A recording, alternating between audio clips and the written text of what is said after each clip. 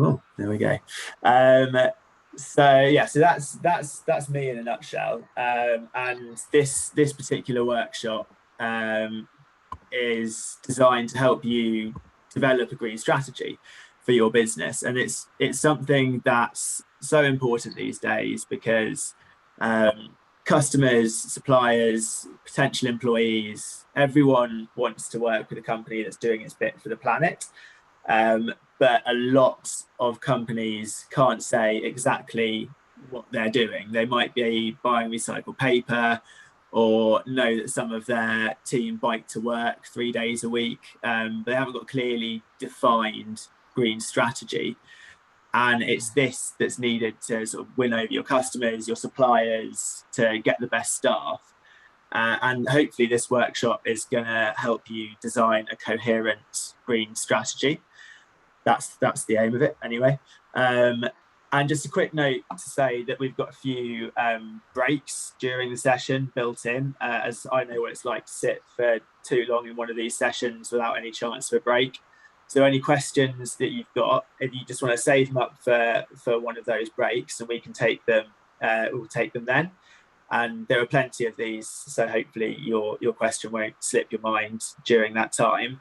And then after the first session, there's a sort of natural break, and we'll just take it'll take half an hour for lunch after that. And again, just to give you a little bit of a break from absorbing information, because it's a long time to sit and take stuff in and talk about green strategy. So you might want a little pause in there. So we'll do that after the first session. And I think I'll just stop sharing my screen for a quick second, because I believe before we get into it, I believe Rob has now joined the call. Yeah, hi everyone. Apologies for that. I've had some difficulty with my Zoom today. I've recently been given a new laptop, and everything doesn't work. So, but I'm here now. So yes, it looks like it's gonna be a great session, which you're going to be going through today with Hugh. I've just joined from a Growth Hub sort of housekeeping point of view to explain a little bit of how this session is being funded, and some of the sort of paperwork and administration aspects which we need to have completed. So I think everyone should have had an enrollment form come through, which is called an SME competitiveness enrollment form. It should have came through via Simple Sign. Some of you may have already have completed one previously. So we've already got that from other engagements you've had with the Growth Hub over the course of a few months. Now, the approach which the Growth Hub has on this is a ERDF funded project, so it's European Regional Development Fund money which is going through that, and we need to be able to demonstrate to our funders the support which we provide, which is the reason why there's the paperwork. For some of you, this will be your first time engaging with the Growth Hub or in any meaningful manner, so that's where the enrollment form comes in. You'll then be sent a form at the end of this session over the next couple of days, which will be a sort of like a feedback form, and also a sort of like a reference to show that you've received this support under de minimis rules. For some of you who have been heavily engaged with the Growth Hub already, congratulations, you've already reached 12 hours of support once you've absorbed all of Hugh's information, so you will have a slightly different form to complete. And finally, there are some of you on the call today who, because of the nature of your organization, they're not a organization which we would be able to claim for or put information in, so you'll just have a standard evaluation form at the end. So I hope that all makes sense. If you've got any questions, queries or concerns about that, I've just dropped my email address in the chat, so please get in contact with me and we can pick up any queries or questions in relation to the administration side of things afterwards. So that's probably everything from me, but if there is any quick questions you've got, please shout out now.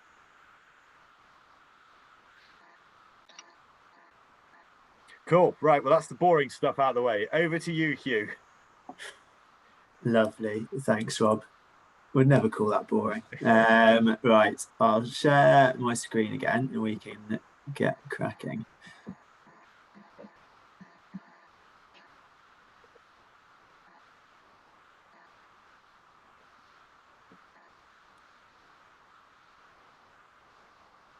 Bear with, sorry.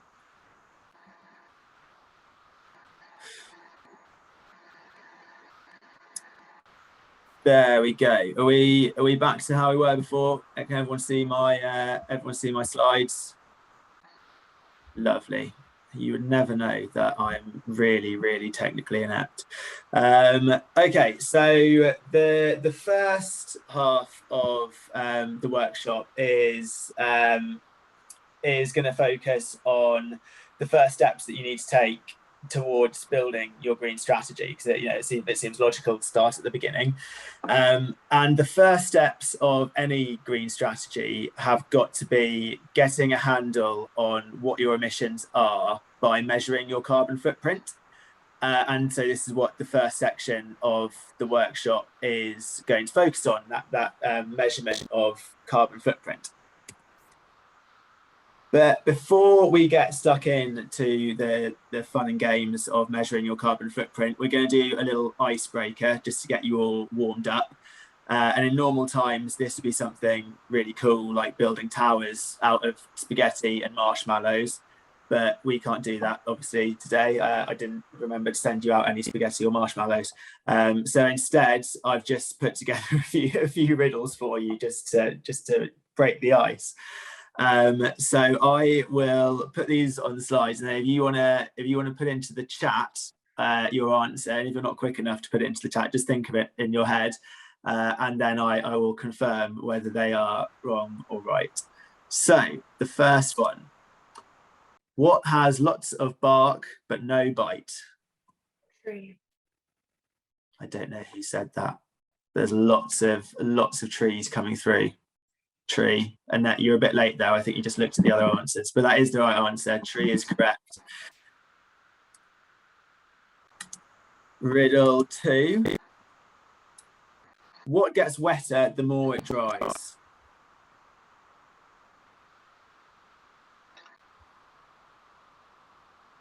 Yes, Julia. Yeah. I like to think that you're all coming up with these answers yourselves, not looking at the others. So I'll give you the benefit of the doubt. And I've got one more riddle for you, which is: what belongs to you, but other people use it more than you?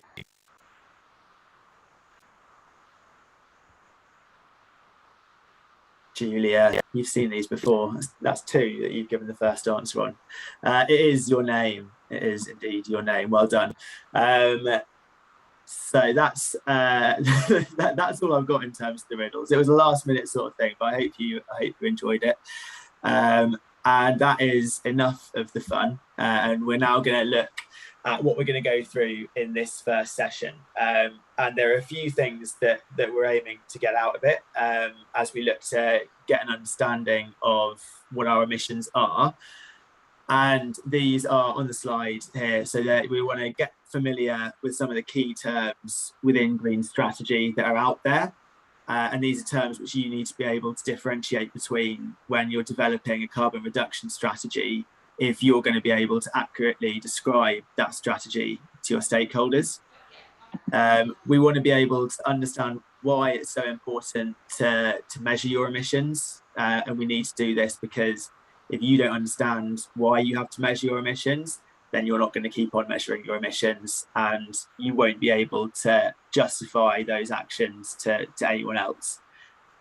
We're going to go through the 3 different scopes of emissions you have to measure, and you have to measure each of these, and the emissions in each of these added together is your carbon footprint. So it's really important that we get an understanding of that.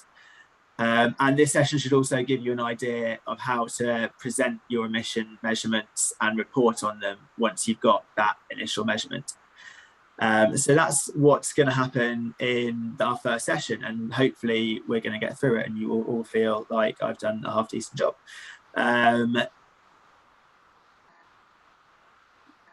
But before we get into that, we're going to take a bit of a step back for our first breakout room, and there are going to be a few of these throughout the workshop because that's what makes a workshop.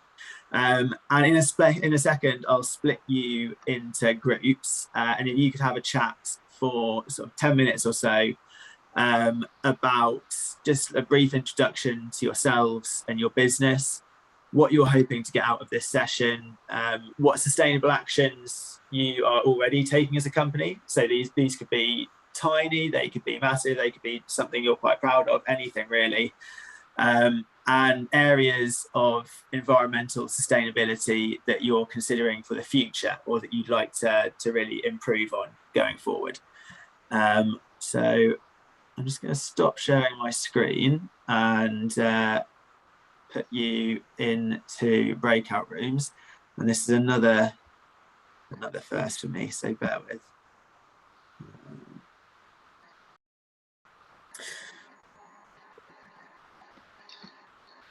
Okay.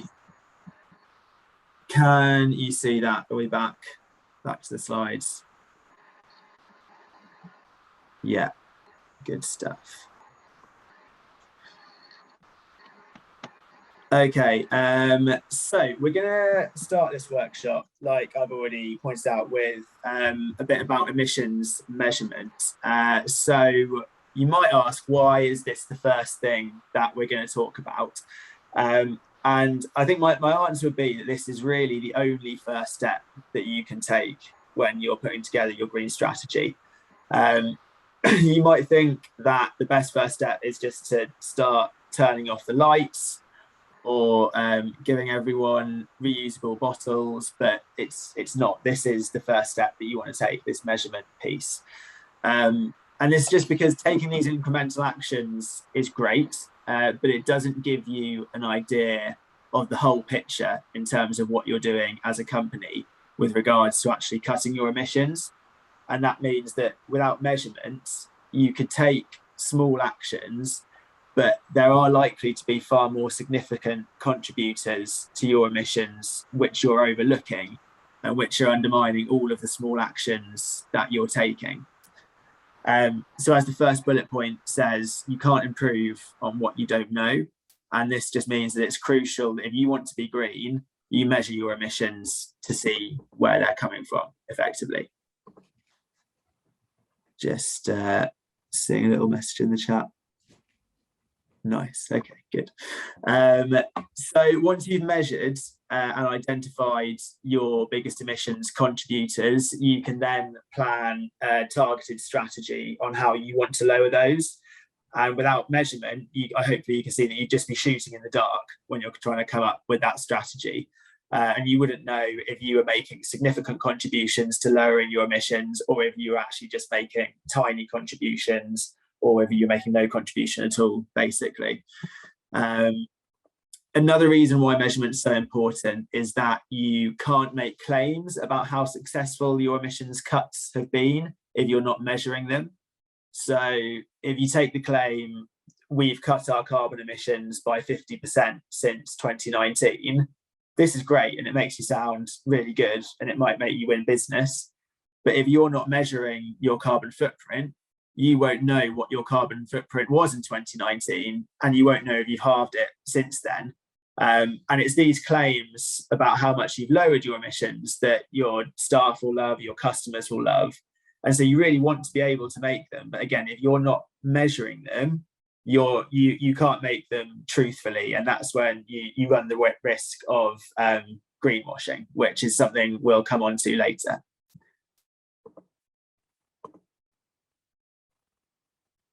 There we go. I'm keeping an eye on the chat, but I'll take questions in the questions break. So hold on to them for then as well.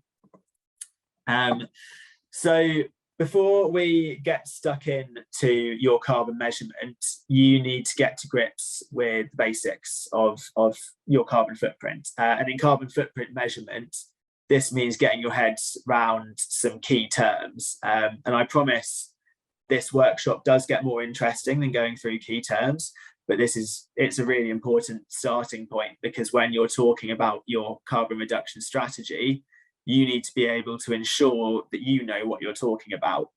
And I think too often when companies are building out their green strategies, they use terms interchangeably when they actually mean something that is significantly different. So there are a few things that I put on the slide here that you really need to understand before we go any further. And the first is something that you might already be familiar with from financial reporting, and that's base years. So in terms of carbon reduction reporting, this is the year from which your carbon emission percentage change is calculated and compared against. And they're crucial. Base years are crucial in carbon emission measurement. So if your base year is 2019 and you're saying you've reduced your carbon emissions by 50%, then that reduction is a reduction of 50% compared to your 2019 levels, as that's your base year. And there are no specific criteria for selecting your base year for future comparisons. But it does make sense, thinking about COVID, it does make sense to pick a business as usual year. Otherwise, if you pick 2020, the primary sort of year for COVID, then it's likely your emissions will be higher than that base year for some time, which will make you look bad over the short term. So you might want to avoid going for 2020 as a base year. So 2019 is something that a lot of companies are using at the moment as theirs. CO2 equivalent is our next term, and this has earned its place on my league table of important things to know, because it's the unit that your carbon footprint is reported in. So basically, CO2 isn't the only greenhouse gas out there. There's methane, there are various types of nitrous oxide as well that we need to consider. And so we can view all of our emissions in one number. CO2 equivalent was created, and it basically allows us to look at different greenhouse gases all within one common unit. So you might have CO2 emissions of 4 tons, methane emissions of 5 tons, and nitrogen oxide emissions of 1 ton. And in that case, your CO2 equivalent emissions would be 10 tons. So that's the 5 plus the 4 plus the 1. And when you've measured all of those, then that's how you report it in your sustainability report. You would write down 10 tons of CO2 emission equivalent emissions is my carbon footprint. Moving on, the next 3 are the real ones that can cause a lot of confusion, but they're important that you're getting them right when you're designing your strategy. And they are carbon neutral, carbon negative, and net zero. And I think when I have my sort of one-on-one advice sessions with people, it's one of the first questions I ask is, do you know the difference between these? And the answer 99.9% of the time is no, we don't. So it's crucial that you get to know these, because there is a difference between them, and it's not good to go around saying that one is the other, basically. And we'll start with carbon neutral, as this is the simplest to achieve as a business and is likely to be the first you'll achieve in your green strategy once you design that. So carbon neutral is where you achieve neutrality in your emissions. So this means that for every ton of CO2 you put into the atmosphere, you're taking 1 ton of CO2 out of the atmosphere as well. And with carbon neutrality, I think the thing that you have to realise is that your emissions could still be really, really high, but you're just compensating for them.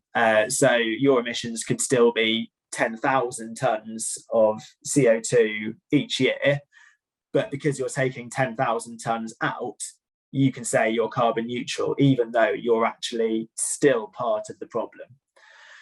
And I think within carbon neutral, another one to understand, and this is something we'll come on to later, is carbon offsetting. And this is how firms reach carbon neutral status. And it's essentially a reduction in emissions in the atmosphere to compensate for emissions that you're creating elsewhere. And I mean, the obvious example, and the one everyone knows, is planting trees. And it's this step of offsetting that allows companies to take emissions out of the atmosphere and actually say, hey, we're carbon neutral. But again, you've got to you've got to measure your emissions to be able to get to that stage, because you've got to know what you need to take out of the atmosphere before you can claim you're carbon neutral. Once you've reached carbon neutral status, the next step will be becoming carbon negative. And this is where you go beyond neutrality in your emissions. So if your emissions are 10,000 tons of CO2 equivalent each year, you could take 10,200 out and you would be carbon negative. You'd be giving a net benefit there. But again, it's important to realise that your emissions could still be sky high. And then finally, we come to the most important one of them all, which is net zero. And this is an advancement on carbon neutrality. So net zero is where you have lowered your emissions to the lowest possible level. And by that, I mean, there's a level of emissions that will have to be there for you to operate as a business, and you're allowed to keep those, but you've lowered your emissions so much so that those are the only ones that are left. And then with those that are left, you just offset them instead. And this should be the ultimate goal of your green strategies. And this is just because if you're to avoid the worst outcomes of climate change, we have to reduce emissions. And this is the only situation of carbon negative, carbon neutral, and net zero. Net zero is the only one that actually involves reducing your emissions. And so that's the one that's the gold standard, and that's the one that all strategies need to be geared towards. And there's huge confusion among businesses about what the difference is between each of these. So hopefully that sheds a little bit of light on that. So I'll take some questions now about the first part of the presentation. Like I said, I'm eager to do a few question breaks so we don't leave anything behind. So are there any questions about the key terms that we went through, or if you want some clarification on why measuring your emissions is important, then now's the time to speak. You can unmute yourself and ask, or you can put something in the chat if you want.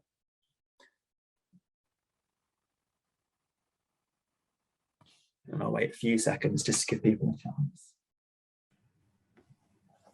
Hugh, can you explain what the accreditations that you mentioned were? SME Climate Hub and B Corp certification. Yeah, so that's a good question, Phil. I'll cover that in a lot more detail later. It's a good question, but SME Climate Hub and B Corp, just a brief overview, are basically ways of showing your green credentials. So they require you to make certain pledges and statements about what you're going to be doing as a company, and then to actually meet those. So they're a great way of showing that you're green in a verified manner, basically. Because if you say it yourself, then people might not believe you, but they're really handy. But we'll go through those in a lot more detail later. Okay, thank you. Hugh, Yeah. regarding the tree planting as offsetting your carbon footprint, I've heard a lot of discussions about this around the fact, planting a tree now, you're not offsetting your carbon now, you're offsetting it in 50 years' time. Is that sort of a subject that's discussable? I'm a bit I'm not confused, but you hear a lot of people planting loads of trees, but they're not really going to have any benefit to the environment until they're matured. Yeah, it's true. And again, sorry, something we'll come on to later is sort of the pros and cons of offsetting. But it is true, because trees, they're a carbon sink, so they absorb the carbon, but they're nowhere near as effective when they're saplings, effectively. So that's why it takes time for them to grow and develop and actually be an effective carbon sink. But there are lots of ways you can offset, and tree planting is just one of them, and we'll come on to it later. But it's about picking the right scheme, basically, with tree planting. There are some that are a lot better than others, and we'll make sure the trees develop to maturity and don't get cut down. But I'll come on to that one later. That's all right, Crystal. Cool. There was a question in the chat from Eric. Are we talking only business emissions or whole product life cycle? Eric, can you expand on that a little bit? Sorry.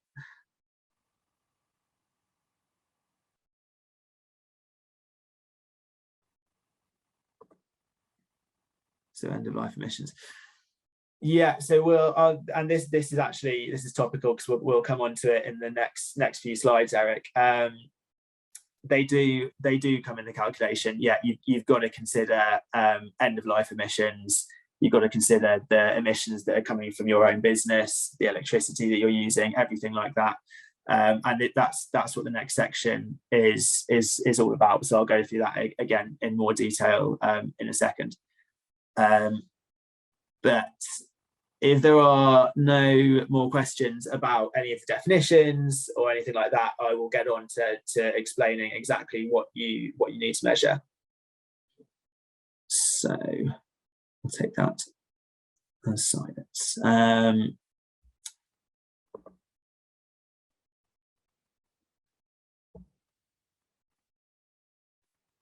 There we go. So yeah, like I was saying, the next part of the presentation is going to be on how you actually measure your emissions. So that exact question that I was trying to answer just then. And as a business, you have got to consider emissions that you're directly causing, and those that you indirectly cause as well. So with the direct emissions, these are emissions that come from something which you own or control. So that could be company cars, or it could be boilers that are installed in your premises, things like that. Aircon units are the other good example. On the other hand, you've got indirect emissions as well, and these are a consequence of your company's activities, but they don't come from something that you control. So good examples of these would be the electricity that you use. So if you think about that one, the creation of this electricity for you by the energy company involves carbon emissions, but because you're using that electricity, those emissions can be tied directly to your business, even though you're not the ones who are creating them in the first place. So those are your indirect emissions that are being created because you as a company exist. If you weren't there, they wouldn't be created. Another example could be employee commuting. So you don't own the cars that your staff drive to work, but them driving into the offices creates emissions as a consequence of your business existing. But when it comes to actually measuring your emissions and reporting these emissions to stakeholders, frustratingly, you've got to use slightly different terminology from direct and indirect. And for this, you need to categorize your emissions into scopes, which is just a fancy word for categories. And there are 3 scopes of emissions here, which are very unoriginally called Scope 1, Scope 2, and Scope 3. And we're going to go through these in a bit more detail in the next slides. Yes, Joe, there we go. Scope 1, Scope 2, Scope 3.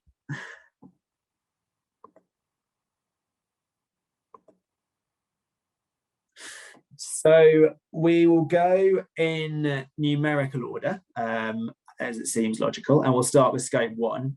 And these are essentially the direct emissions which we covered in the last slide. So greenhouse gas emissions that occur from sources that you control or sources that you own.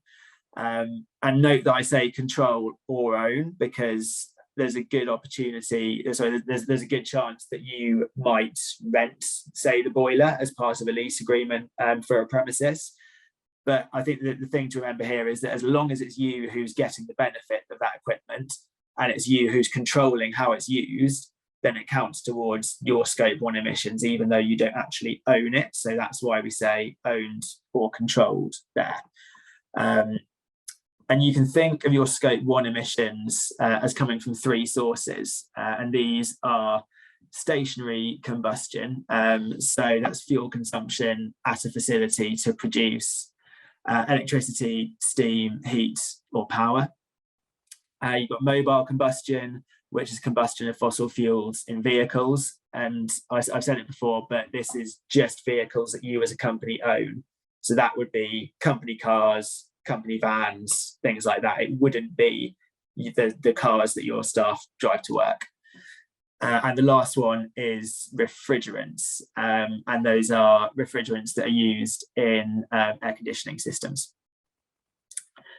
And you might be thinking, and I wouldn't blame you, that this is all very well, but what data do I actually need to calculate emissions in each of these? And that's a very good question. So there's the stationary combustion, you'll need to know the fuel type, the fuel usage, and the units for usage as well.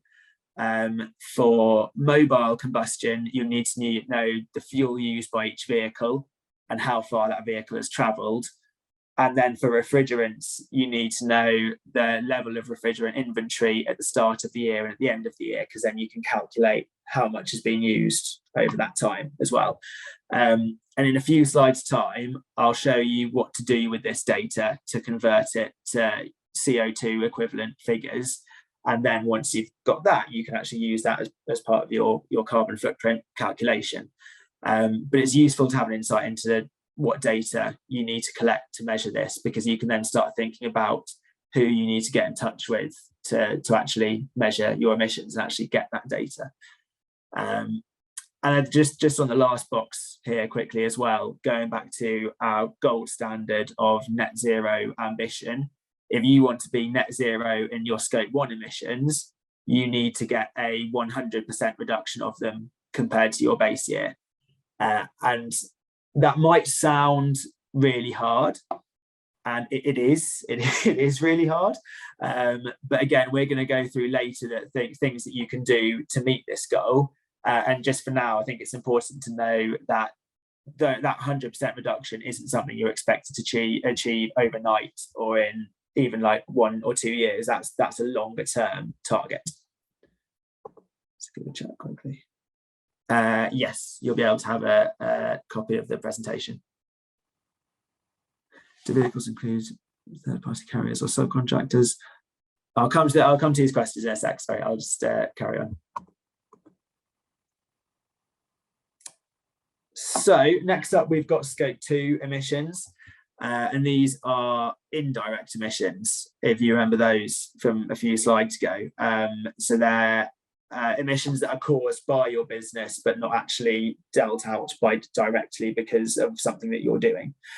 The important thing to know here is they're not all of your indirect emissions. Most of those are packaged up in scope 3, which we'll come on to in a second. Instead, scope 2 are only indirect emissions that are associated with the purchase of electricity, steam, heat, or cooling. And I'll be honest, I don't think I realised you could buy heat or cooling. But for most businesses, it's largely going to be the electricity that you purchase with regards to scope 2. That's what you've got to get your head around. And you've got to consider, then you have to consider the heat and steam and cooling if you buy those through a combined heat and power plant as well. But for most businesses, they don't do that, and it will be the electricity that you've got to understand. And the data that you'll need to know your scope 2 emissions is how much electricity you purchased and the unit of measurement for that as well. And that's usually in kilowatts or kilowatts per hour. And I think scope 2 is fairly straightforward. The tricky part is that when you actually put the data into your carbon emissions report, you're expected to report on that data in 2 different ways. And this is from a location-based perspective and a market-based perspective. And I'll just go through these quickly because it's important to know. But location-based perspectives is the idea that to figure out how many emissions we assign our electricity usage, we use data from the national grid of the primary country of our business. So it'll be the UK for all of you, because I'm pretty sure if it wasn't, you wouldn't be allowed on this call. But this assumes basically that all electricity created in the UK requires the same amount of carbon emissions to produce it, no matter what electricity provider it's coming from. On the other hand, market-based Scope 2 emissions don't use grid data. So instead, you figure out how many emissions your electricity usage causes by using data from your specific energy provider. And this is something, this recognises that not all electricity created in the UK requires the same amount of carbon emissions to produce it. And actually, that's something that's going to depend on the electricity provider or the tariff that you're on. So this is a much more nuanced approach, and it gives a more accurate representation of your actual emissions. And as well, it means if you switch to a green tariff or a renewable energy provider, I would recommend Bulb, but I can't in all good conscience at the moment. Then it means if you switch to them, then that switch will be recognised in your lowering of emissions, essentially, whereas if you're location based, it won't. So most companies tend to do both, is the other thing to mention here as well, market-based and location-based. And it just all depends on whether your supplier offers the information enough for you to actually do the market-based approach or not. And if they don't, you can't do it at the moment, but you can work with them to understand when they'll have that information. And finally, going back to our net zero goals, the gold standard, yet again, as with Scope 1, to reach net zero in Scope 2, you have to reduce your Scope 2 emissions by 100% compared to your base year. Again, seems scary, is a bit scary, but it's manageable, and we'll go into that a bit later. Right, so Scope 3, and this is where it can get a little bit messy and a little bit convoluted. And broadly speaking, Scopes 1 and 2 are easier to lower your emissions in, as they're limited a little bit in their description, whereas Scope 3 is much, much broader. And Scope 3 is essentially the rest of your indirect emissions left over after Scope 2. So there are emissions that result from activities and assets that aren't owned or controlled by you, but that you are creating indirectly just by being a business, basically. And that means for your company, when measuring Scope 3, you've got to consider emissions in your whole supply chain. And that's why it can get a bit complex when we're talking about Scope 3 emissions. And it doesn't make it easier that there are 15 categories, subcategories within Scope 3. And I'll, rather than put these on the slide, I'll leave you to look them up in your own time, but they include goods that you buy, distribution of goods upstream and downstream in your supply chain, waste generated by your operations, employee commuting, business travel, emissions when you're working from home. Everything like that comes under Scope 3, which is why it's the mother of the three categories, and it is a little bit terrifying. And I think the sheer number of categories is something that freaks a lot of businesses out when they're trying to get ready to measure their emissions, and they just get worried that they're not going to be able to find all the data that they need to in all of the categories to get their Scope 3 measurement. But it's crucial to tell you this, it's crucial to remember that you are not expected to measure every category in Scope 3 immediately. And some you don't even have to measure at all. And this is because you're only expected to measure what's important to your business. So, for example, if you're a service-based company, there aren't going to be any emissions associated with the end-of-life treatment of your products. So you don't have to think about that as part of your Scope 3 emissions. But there are going to be emissions that you have to think about in terms of travel and commuting. So you do have to actually figure out that and build that into your Scope 3 picture.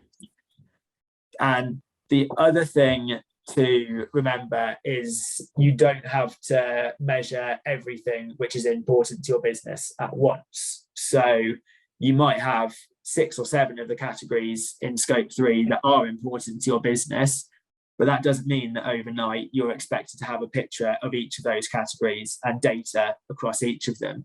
You just need to start with what you know. So some of them might be easier to figure out than others. Start with those, and then over time you can build out the other categories as well. So it's not a matter of getting everything there straight away. It's a more patient process than that.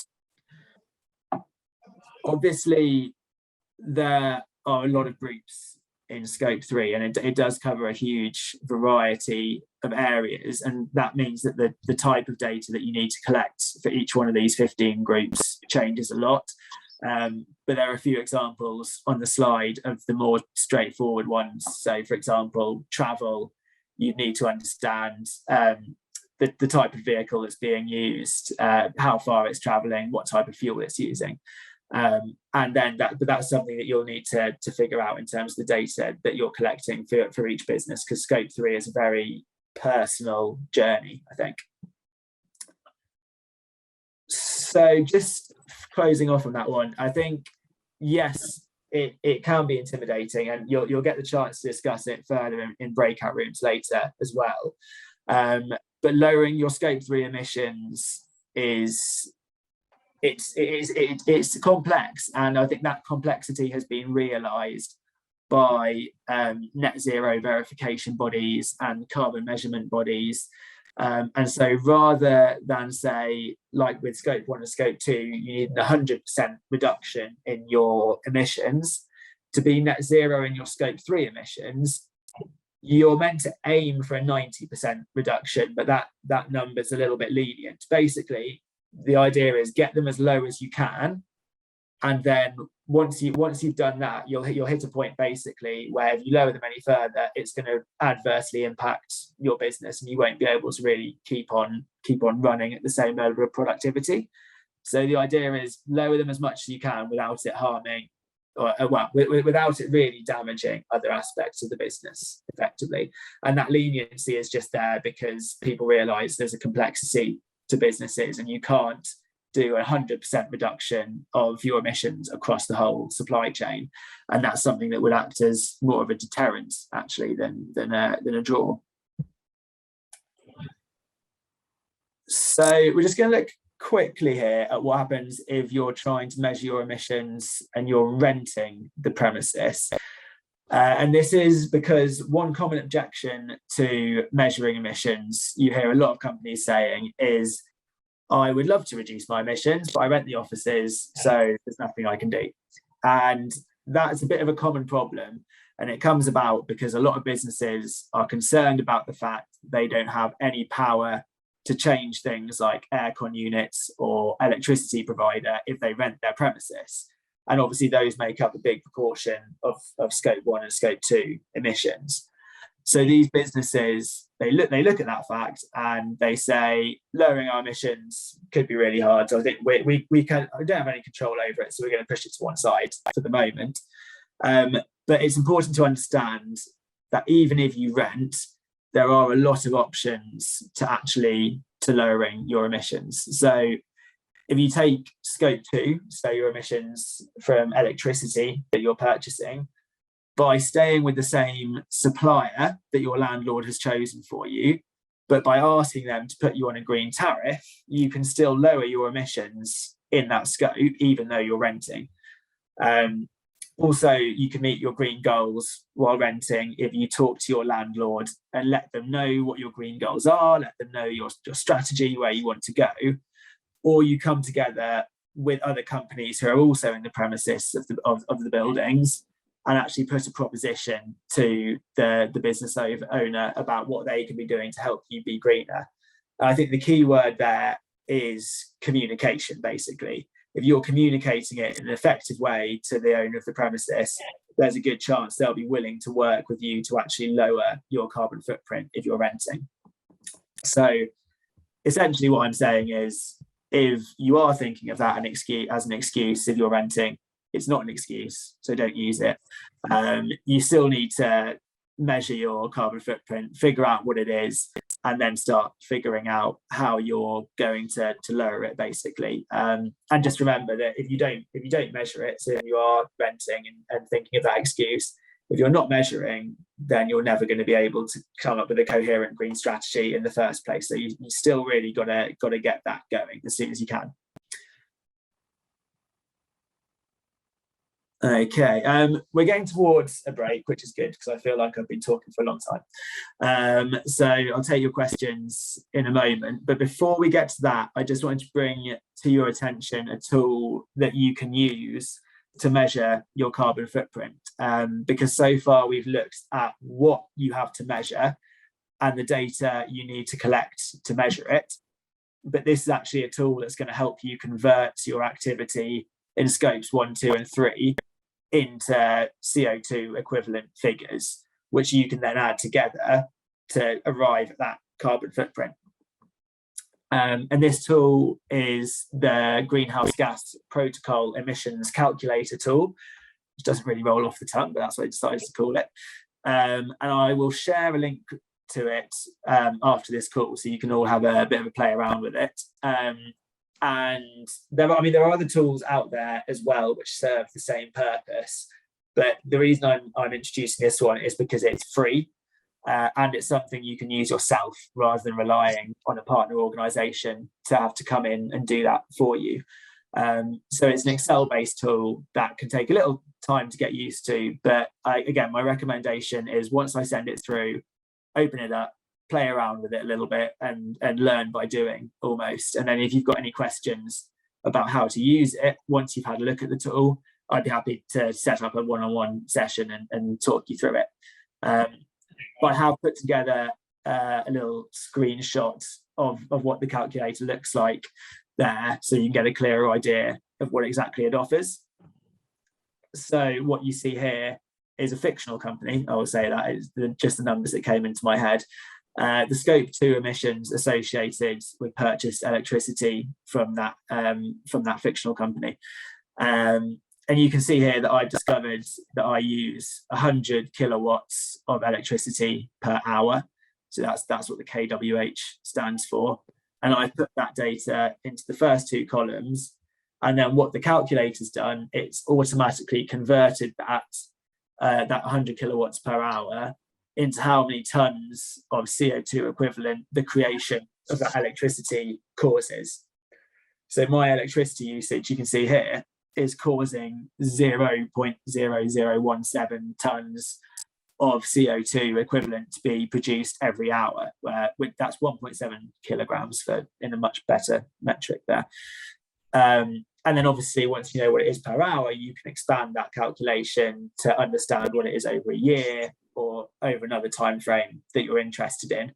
And then once, with the example of this, once you know that, you essentially know what your scope 2 emissions are, and you're that much closer to getting to know your carbon footprint. So yeah, hopefully you can see that's a useful tool. And like I said, I'll share it with you after today's session, and you can have a little play around and maybe reach out if you want to discuss it further as well. And breathe. So we had a questions break. So any questions that you've got around the second part of the presentation? So maybe about renting or owning or any scopes of emissions, anything like that. Now's the chance.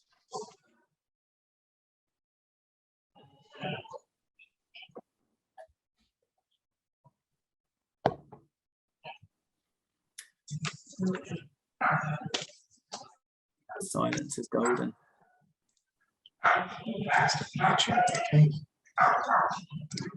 Okay. If there are no questions, we've got a breakout room sorted. And this breakout room is basically going to focus on what we just spoke about. So I'll give you 10 minutes again. And if you could talk about, as a business, what you think your biggest emission sources might be, and what scope that they might come under. And then also just have a discussion, because scope 3 is so important. If you could just have a discussion about what types of scope 3 emissions you think might be relevant to your business, that would be great as well. And then we'll do a little feedback session afterwards. So, because I'll be interested to hear what you guys have got to say. So if you could nominate someone to give a little bit of feedback, that would be great as well. but I will stop sharing and I'll put you into breakout room. So does anyone want to share any particular interesting insights that they had in their breakout rooms? No pressure at all, but if you found anything particularly interesting, learned something from somebody else, just want to share how you're feeling, anything really, then please feel free. Yeah, our group, we were just chatting about the complexities of different businesses and how you start this. It always feels like it's going to be a big mountain, and you know, a lot of the people getting off the ground have really started by looking at what they spend money on, so looking at their accounts really, and it's whether then you've got the ability to work with your finance team really to use your Excel sheet, or whether it's easier to get a free trial of one of the many packages going on out there like Spherix or whoever. A lot of sort of local businesses getting up and running in this area, so it's kind of small steps, start with those. And yeah, with scope 3 being kind of a legislation now, isn't it, for government particularly to use, it won't be long before it comes in, and yeah, it's good to get really familiar with it, and it's just taking that first step. Yeah, it's a really good point. I think as well, because a lot of businesses don't have specialists in the area, so it is learning as you go. It's trying to figure this out as you go along. Whereas you obviously hire in a lot of specialisms, but this is something that there aren't very many people who know a lot about. So it is trying to figure it out as you go along. But yeah, thanks, Joe. So anyone else want to share? Well, we were a bit we were sort of having a debate in our breakout room, but we weren't sure where's there's the sort of ownership transfer of the emissions. So Damon in our group used the example of selling an oven, and then the future emissions and electricity of that oven with the customer. We weren't sure if does that sit with the customer or does that sit with the company that sell it, and do they have to consider those emissions? And it's kind of like how far down the chain you go sometimes, I guess, and where the lines are drawn. So we were sort of having a few hypothetical conversations about where I don't know really, like where does that sit? Does that sit with us? Does that sit with them? Yeah, it's a good question. I think with some things it's easy to figure out as well. So it would technically come under your scope 3, and you would have to try and measure it. But it's easy if maybe you're an end product seller, so you're selling an oven, you might be able to figure that out quite easily. But if you're selling something to someone else in the supply chain and you don't know how that's going to be used, then it becomes a bit trickier. But yeah, it's something that you have to. Yeah, I guess we were just feeling like some elements. So go ahead. No, I was going to say, yeah, so around the scope 3 stuff, it was kind of like it's quite hard to imagine how you can measure some of that going forward. You know, I was saying my organisation, everyone works from home, and just like the exact consumption being used for work over home and stuff like that, you're kind of like, when we get to a point where you can really have a reliable figure on that. I don't know if some of the other bits in scope 3. So Hugh, is there just going on from what Jordan was saying, is some of it just you're having to guess if you don't really know? Sorry, go ahead. I would say that I think rather than guessing, it's putting a process in place where you won't have to guess in the end. So it's better. Yeah. It's better to not report on a particular facet if you don't know what it is. But like we were saying with scope 3, it's important to try and build that out over time. So if you don't know what it is at the moment, the right strategy is to say, okay, well, how do I figure this out? How do we measure it? Yeah, exactly. Yeah. Okay. Cool. I think we covered in our group about we struggled with some of those questions, but also came to the conclusion that actually you need to prioritize, so focus on the big stuff, and the more complex and the thorny stuff, the smaller it gets. You know, that comes down your list in terms of processes to address. But we did hit that issue about, you know, are there places you can go for reference prices, you know, carbon prices for particular activities that aren't particularly measurable, And the example we got was with Phil about production of green coffee. Yeah, so let me just chip in on that. So I think that a very common question for many people will be scope 3, where you're looking at upstream raw materials, especially those that are not produced in Europe. So obviously none of our raw materials are produced in Europe. There aren't any coffee growers in Europe, but so they come very often from third world countries. So how do you find the relevant information that you need in order to quantify transportation costs, water usage, and other energy usage, fertilizer usage, etc., when you tend to be dealing with third world countries often produced from smaller farms? Yeah, it's a hard question. I think coffee is a good example of that, the complexity that you have within the supply chain, because the answer is transparency along the supply chain. But if the capabilities aren't there further down the supply, so further up the supply chain, then how do you work with it? It's almost an educational piece. So it's helping them realize as well what they could be doing to measure, so that then you can get a better idea of what you're doing as well. Okay. I think navigating that, I was just listening to Phil, it sounds like our businesses have some similarities. Navigating that is challenging. That's what I'm thinking about. We print, we block print in India, and straight away I was sort of thinking about a lot of things. People come to work on bicycles and that sort of thing, but just navigating the process of finding out how and what's being what emissions are being totted up, and communicating, I think is just something I'll need to really sort of work through and think about. Yeah, sure.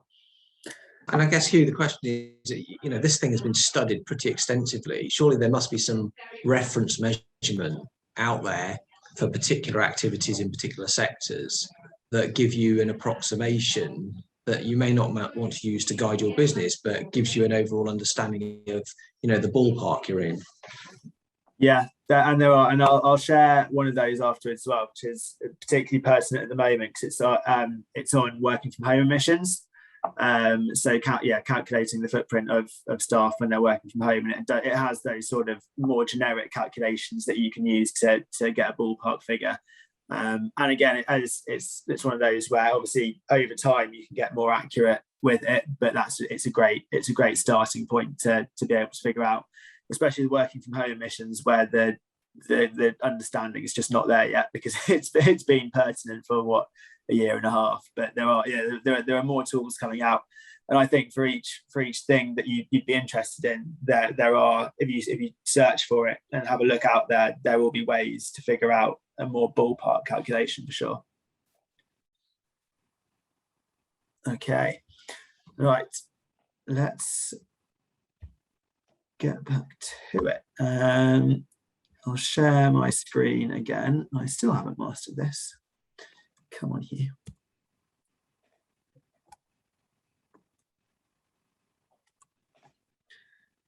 There we go. That's ages ago.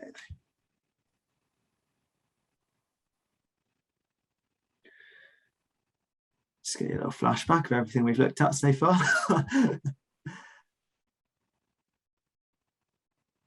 Okay. Is that showing? Is everyone? Yeah, great.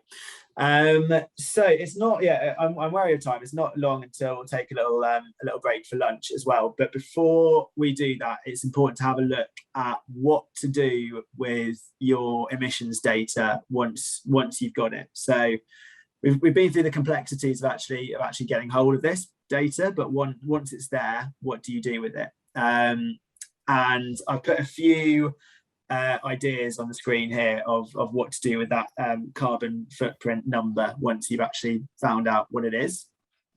And the first option I put here is not publishing your data. So use data for internal improvement purposes only. And this is true. It is something that you can do. You could just sit on the data use it for internal purposes, sorry, or just sort of get it out if any potential, sorry, bit of cough. There we go. If any potential suppliers or customers ask about it, you can pull it out and you can show it to them.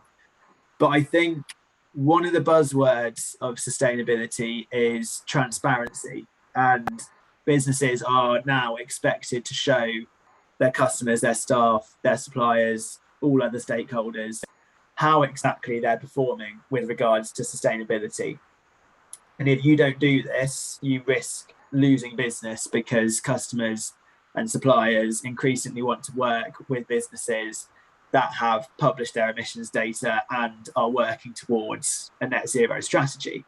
And similarly, if you don't have that net zero strategy in place, you're also actually risking losing out on some of the best young talent out there, because that's so high up a prospective employee's criteria list these days that it's really important sort of USP. So the first option is on there because it is an option, but it's definitely not one I'd recommend, essentially. And publishing reports on your carbon emissions also helps back up any claims you're making about how green you are. So, for instance, if you say on your About Us page that you care deeply about protecting the environment or using sustainable materials, then showing these reports can actually help back up these claims. Even if they show that you've got a really high carbon footprint, it's better to say, this is our report, we know we've got a high CO2 footprint, and we're working to lower it over time by doing X and Y. It's better to do that than to just cover it up. Because if you cover it up, then that's when you risk being accused of greenwashing. So where you make claims about your environmental credentials, which are unfounded or unproven, which can be massively damaging to brand reputation. So what I'm really saying is, it's on the slide, that first point, ignore it. Once you know what your carbon footprint is, do please report on it. And when it comes to actually reporting, you've got a few options. And the first is that you could do it in a similar process to any financial reports that you've published, where you publish your carbon emissions data and then explain divergences of it. So any areas that have got actually worse than when you're expecting them to get better, or anywhere that's seen sort of exponential success, explain those a little bit as well. And you could put that in as part of your annual report, or you could do it as a separate sustainability report, so a standalone one by itself. And the way you do it is obviously up to you, but I would perhaps recommend the devoted sustainability report option, because you have more opportunity to go into greater depth. And again, don't worry about it if you don't know exactly what everything looks like at the moment. That's something you can go into in the report. Say, this is where we are now. Over time, we're looking to understand more of our scope 3 emissions. This is how we're going to do that. That's just as good as saying, this is everything that we've got now and getting it a little bit wrong, basically. And there are initiatives out there which give great guidelines on how you can structure these reports. So there are the Global Reporting Initiative, GRI, is the best one that springs to mind. And just in terms of the actual commentary and structure it offers, in terms of what you need to put in a sustainability report, how to structure it, what makes a good or great sustainability report, what to leave out, the GRI has very clear guidelines. And again, I'll send you a link to this after the presentation. But the GRI has very clear guidelines that can sort of walk you through that process. And if you follow their reporting methodology, you'll come out with a sort of top drawer sustainability report. If you want to go one step further than just carbon reporting, you can go to a platform that can verify that your report is sound or accurate. And these exist basically because it's often thought that if it's only your business that decides whether your report is accurate enough, then you're basically marking your own homework.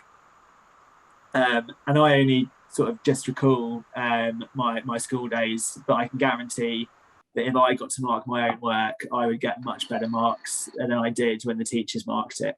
So the worry with assessing the reliability of your own carbon report is that you might give yourself the benefit of the doubt in some situations and not report as thoroughly as perhaps you should. So that's why there are loads of platforms out there, like Planet Mark, the Carbon Trust, loads of platforms out there that will actually look at what the data that you're giving them and say whether it's detailed enough or not, and then advise you on what you can be doing to get a little bit more data as well. And most of them will help you with other parts of the sustainability journey as well. So they might help you with measurement of emissions or design of strategy. But the thing to remember here is that there's a cost associated with this. So typically it's about £2,500 to help you design that strategy, help you with the measurement and verify your carbon reporting. But depending on the sort of complexity of your supply chain, it's something that you might want to think about. But obviously that's dependent from business to business. I thought I'd throw this in here as well, just to show you what the numerical part of a carbon or sustainability report can look like. And this is taken from fashion retailer Boohoo, who are notoriously rubbish at sustainability and operate in the fast fashion space. But actually, from a reporting standpoint, it's half decent for us to have a look at. And you can see from this image that they've split up their emissions into the relevant scopes. They've got scope 1, scope 2, scope 3. And then within that, they've broken out the various emission sources that contribute to each scope. So scope 1 consists of company cars, natural gas, other fuels, and aircon refrigerant. And that is a really good way to organise your emissions report, because it's clear to your stakeholders where your emissions are coming from. And also, just for the sake of your processing of the information, it's a very structured way of looking at it. And even if you look at their scope 3 emissions, that's already got a lot of contributing sources. So as you start out, yours is likely to be obviously less than this amount of sources, but you might only know what your emissions is in business travel to start off with. So you'll just report on that at the start. So your scope 3 will be tiny. But then as time goes by, you'll start to understand more emissions and it will start to look a bit more like Boohoo's report here. The area that I would say they miss out on a little bit here is that they don't have a base year to compare it against. So they're just showing year over year, whether it's increased or decreased, and they're not showing any sort of percentage change. So that's how they could, I guess, improve on this report. They could have a base year in there and say, since this year we've changed by X%, and that would just make it that little bit clearer to their stakeholders. The other useful thing to note that actually I haven't covered yet is that Boohoo have got an intensity metric for their emissions. So this is the third row from the bottom. And intensity measurements basically let you compare your emissions to a particular variable like square footage of office space or number of employees. So Boohoo have chosen to use total revenue actually for theirs. And they figured out their CO2 equivalent by an intensity metric by dividing the amount of emissions by their total revenue figure. And these intensity metrics are a really useful tool as they encourage growing businesses to report as well. And by this, I mean that if a business is growing, its output is rising, which will probably mean its emissions are also going up. And knowing this can deter a lot of growing businesses from reporting their carbon emissions, because they're worried that if they do, year over year, it will look like they're getting worse and worse and worse, which is obviously not a look you really want. But the intensity measurement allows them to put their emissions in terms of their growth levels. So you can compare your carbon footprint to a particular growth KPI, and that will actually flatten out that increase, or actually it will make you, if you're actually taking steps to lower your emissions, it will still show that decrease over time as well. So I mean, ultimately, you've still got to get to net zero, but it means that as a business, you won't look like you're making negative progress in your sustainability commitments if you're using that intensity metric. So it's something that's really useful for growing businesses, but also businesses of any size. Right, so that's the end of the first half of the workshop. So just a quick run through. Hopefully you're a bit clearer on the key terms that we went through at the start and the importance of measuring and understanding your carbon footprint. A bit clearer on the scopes, the calculation tool, which I'll send through after the session as well. And also have a start of an understanding of how you'll report on the data once you've got it. So we'll take 30 minutes just to let you all have a little bit of a break from sitting down, grab some lunch, and we'll come back at past. But before we do that, does anyone have any questions about anything that we've covered in the presentation so far? Hugh, a quick question from me. Apologies if I missed it at the start, but you talked about the baseline year for Boohoo and how they had a good report and how we would add lines to or rows to our report as we got more sophisticated and understood things more. Does that mean you end up with many baseline years for the different things that you introduce as you go along? No, so you'll only have so I think so you're talking about scope 3. So as you bring it in, obviously you won't have data for that emission. So yeah, you would then introduce it and you'd use the first year that you measured as the baseline. Yeah, exactly. Cool. Thank you. Any more?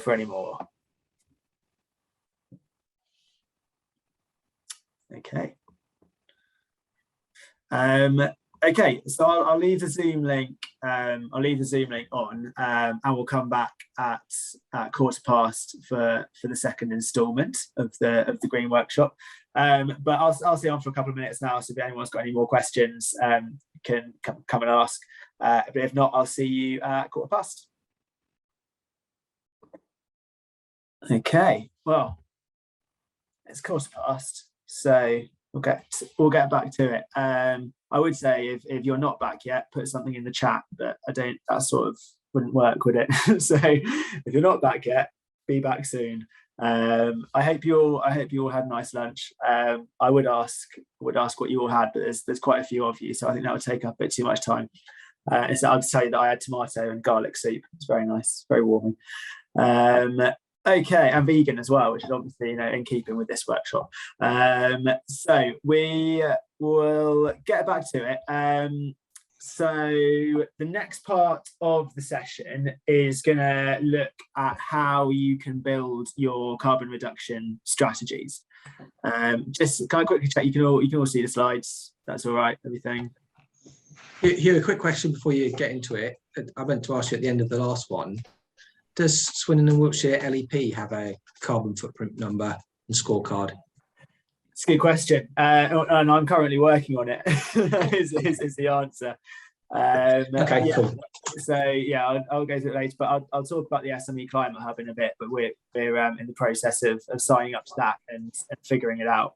Cool. So which is why a lot of this experience and frustrations is firsthand from my perspective. But yeah, the slides are all good, are we? Everyone can see that clearly. Okay, we'll crack on. So yeah, the next part of the session is going to look at actually how you develop your carbon reduction strategies. So when you're at this point, it's sort of assumed you've done everything we went through in the first part of the workshop. So you've measured your scope 1, 2, 3 emissions, and you've got an idea of what your carbon footprint is. And then we're now taking it from that stage. So this is the sort of the sequel to the first section, if you like. So once you've got your carbon footprint, how do you actually then build your strategy from there? Come up with a plan to actually help you lower your emissions. And as we were saying in the first one, reach that gold standard of net zero. So that's what this is going to cover. So what's in store for this part of the workshop? Well, once we're done with the second part, you should have a good understanding of how to set effective short-term and long-term carbon reduction strategies. And you should be able to communicate your green credentials to stakeholders while avoiding being labelled as a greenwasher. And that's quite a skill. So we'll go through that in a bit of detail. Hopefully you'll also have a bit of an idea about how to engage employees and staff with your sustainability efforts, and also be aware of the financial assistance options that are out there to support your green strategy. And for some reason, that is always a very interesting topic, and lots of people are very keen on it. I don't know why, but we'll go through that in a bit more detail. And we're also going to get an idea of the pledges and commitments that you can make to bolster your carbon reduction strategy. So that's where SME Climate Hub and B Corp are going to come into the conversation as well. And then as well, we're going to have some breakout rooms along the way, so you can have the chance to discuss all of how what we're going through might impact your companies, basically. So let's get stuck in. And as I just said, once you know your carbon footprint, the next step that you've got to take is to set targets for your business to start reducing this footprint, because that's, as we said at the start, that's how you get to net zero. It's all about carbon reduction. And these targets have got to be a combination of long-term and short-term targets. So the long-term targets typically relate to bigger claims about your overall carbon emission levels. And there are some popular targets out there that are set by companies. So things like, we'll be net zero by a specific year. So I put 2050 on the side there. We'll be carbon neutral by a specific year. We'll lower our carbon footprint by a specific percentage by a specific year. So the common one there is, we will halve our emissions by a set date, because halve is a nice round number that people get their heads around quite well. And these long-term targets are sort of all eye-catching statements that are going to draw stakeholders' attention. And that what they're going to be looking at here usually is the time span. So it's the time span that you give yourself to reach a particular goal. So, for instance, the UK government has said that the country is going to be net zero by 2050. So by that time, it's expected that most businesses in the UK will have had to follow suit if they want to be taken into account and be in line with future government policy as well. But that said, 2050 is actually not a particularly ambitious target for SMEs, who are obviously a lot more agile than the government, and therefore SMEs are going to be setting earlier targets generally to hit their net zero date. So that's normally 2040 or 2030. And stakeholders really get on board with these more ambitious claims, because it shows that you're not just saying you're gonna be net zero just because that's the thing to do, that's the trendy thing to do. You're actually saying it because you're ambitious, you believe about it, and you set that out, and that's something that gets good buy-in from a lot of people. With regards to whether it's better to set a target for carbon neutrality or net zero, because I put both on the slide there, it goes back to, again, what we said in the first section, that carbon neutral is a state that you'll reach on your road to net zero, but net zero has got to be the ultimate goal. So the answer to whether you should set targets for either of them is that you should set targets for both of these, but the carbon neutrality target should come earlier, because it's more achievable than net zero, but it's something you'll achieve along the way. So you could set a carbon neutrality target, like on the slide, for 2030, and the net zero target for a little bit later than that. And that said, I guess as well, actually, you should let your carbon reporting guide you here when you're setting your long-term target dates. So you should look at your levels of emissions and the sources of your emissions, and from there decide a date that you can actually feasibly lower them by. If you're thinking about when you can be net zero or carbon neutral, obviously you want to be ambitious, you want to push yourselves as a company, but at the same time, there's no point in being unrealistic. There's no point in saying you're going to have halved your emissions in 1 year and then completely miss that target, because that's just going to demotivate you, demotivate your staff, and just destabilize your ambitions to lower your emissions. So none of those are good things, so don't do it. Once you've come up with your long-term targets, as I was saying at the start, it's important that you don't just leave it there and think, hey, I'm done, I'm going to be net zero by 2050, because the longer term targets, the targets that are 10, 20 years in the future, don't inspire the sort of immediate action that's needed to, manage the climate crisis effectively. So to keep yourself on track for these more distant targets, you should also look to set shorter term targets as well. So for example, you might want to be net zero by 2040, but you could also set yourself a target of being net zero in your scope 2 emissions by 2023, then your scope 1 emissions by 2030, then all of your scope 3 emissions by 2040. And then obviously you can go more granular than that as well. So you might look at scope 3 and say you want to be net zero in terms of employee commuting by 2027, and then net zero in terms of distribution of goods by 2035, and so on. So there's different levels of granularity there that you can go into with your short-term targets. And you want to set a range of these short-term targets, and then obviously meeting them helps you actually figure out your longer-term targets as well. So it's a give and take relationship between those two, because your short-term help you keep on track with your longer term as well. And they also make the big targets seem more achievable, which is great, because when you're making these sort of huge sweeping claims, it's an intimidating factor to think, oh God, how's my business going to turn into a net zero company? Once you actually start breaking it down into smaller chunks, it's much more manageable, and the business as a whole will get more on board with it because it seems like a realistic target. And then when you come up with both sets of targets, then that's sort of how you get your clear roadmap on how you want to achieve your sustainability goals within your organisation. And that's only sort of 3 minutes going through it. It makes it sound very easy, but hopefully that's a bit of an insight into target setting there. Hugh, sorry, me again.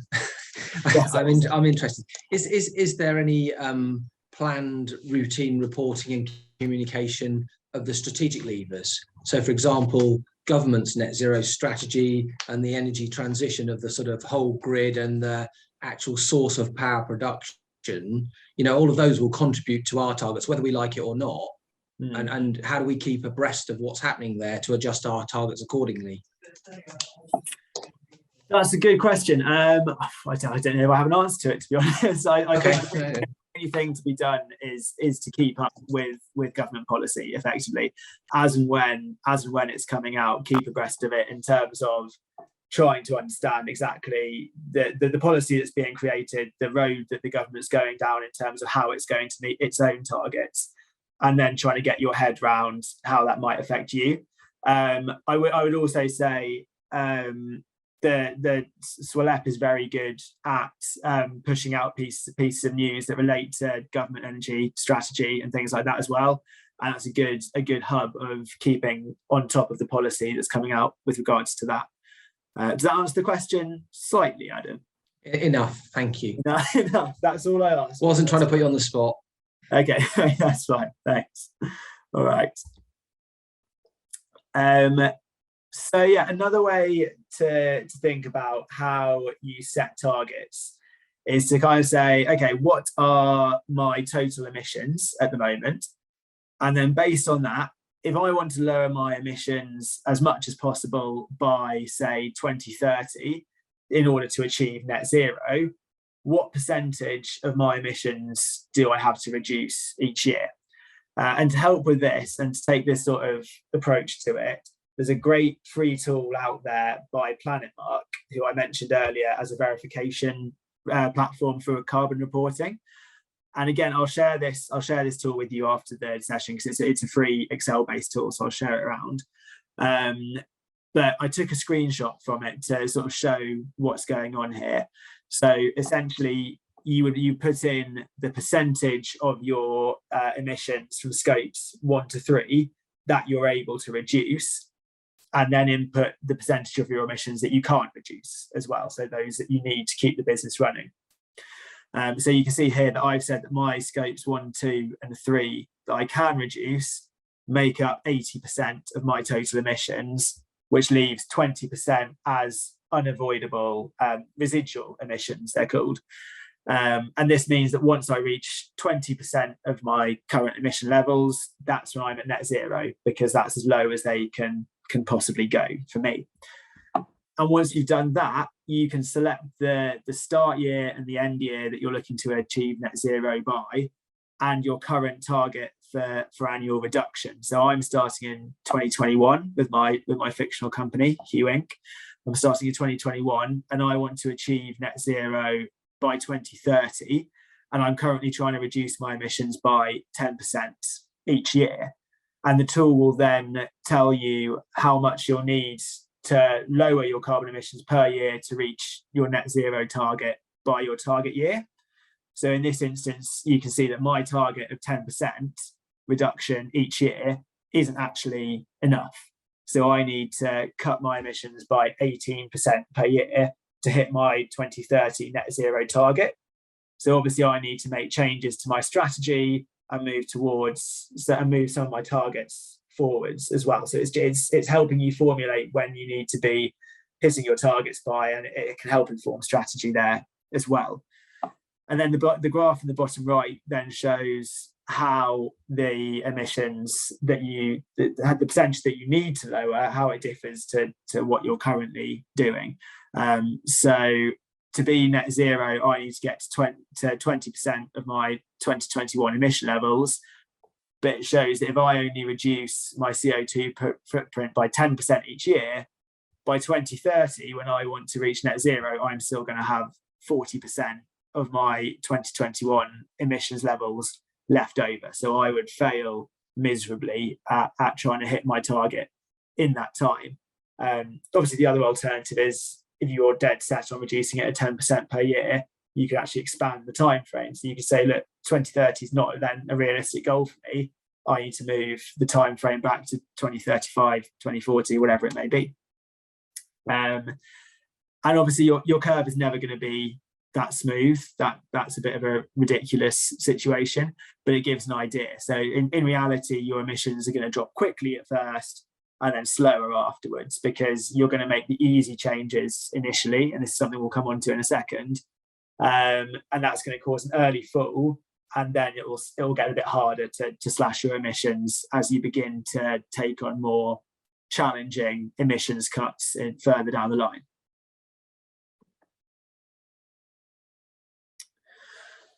So while you're coming up with your carbon targets, you've also got to keep one eye, maybe even two eyes, on the question of how am I going to achieve my targets? And this is a hard slide to put together for a varied workshop like this, lots of different companies, lots of different industries, because your strategies to reach net zero are all going to be so different to each other's, because you're in so many different industries and you've all obviously got different ideas about what's right for you. But I'll give some pointers, and then this is an area that it might be good to, if you're still looking for further guidance, I think booking a one-to-one appointment with me so we can talk through strategies that are right for your business to reach your target.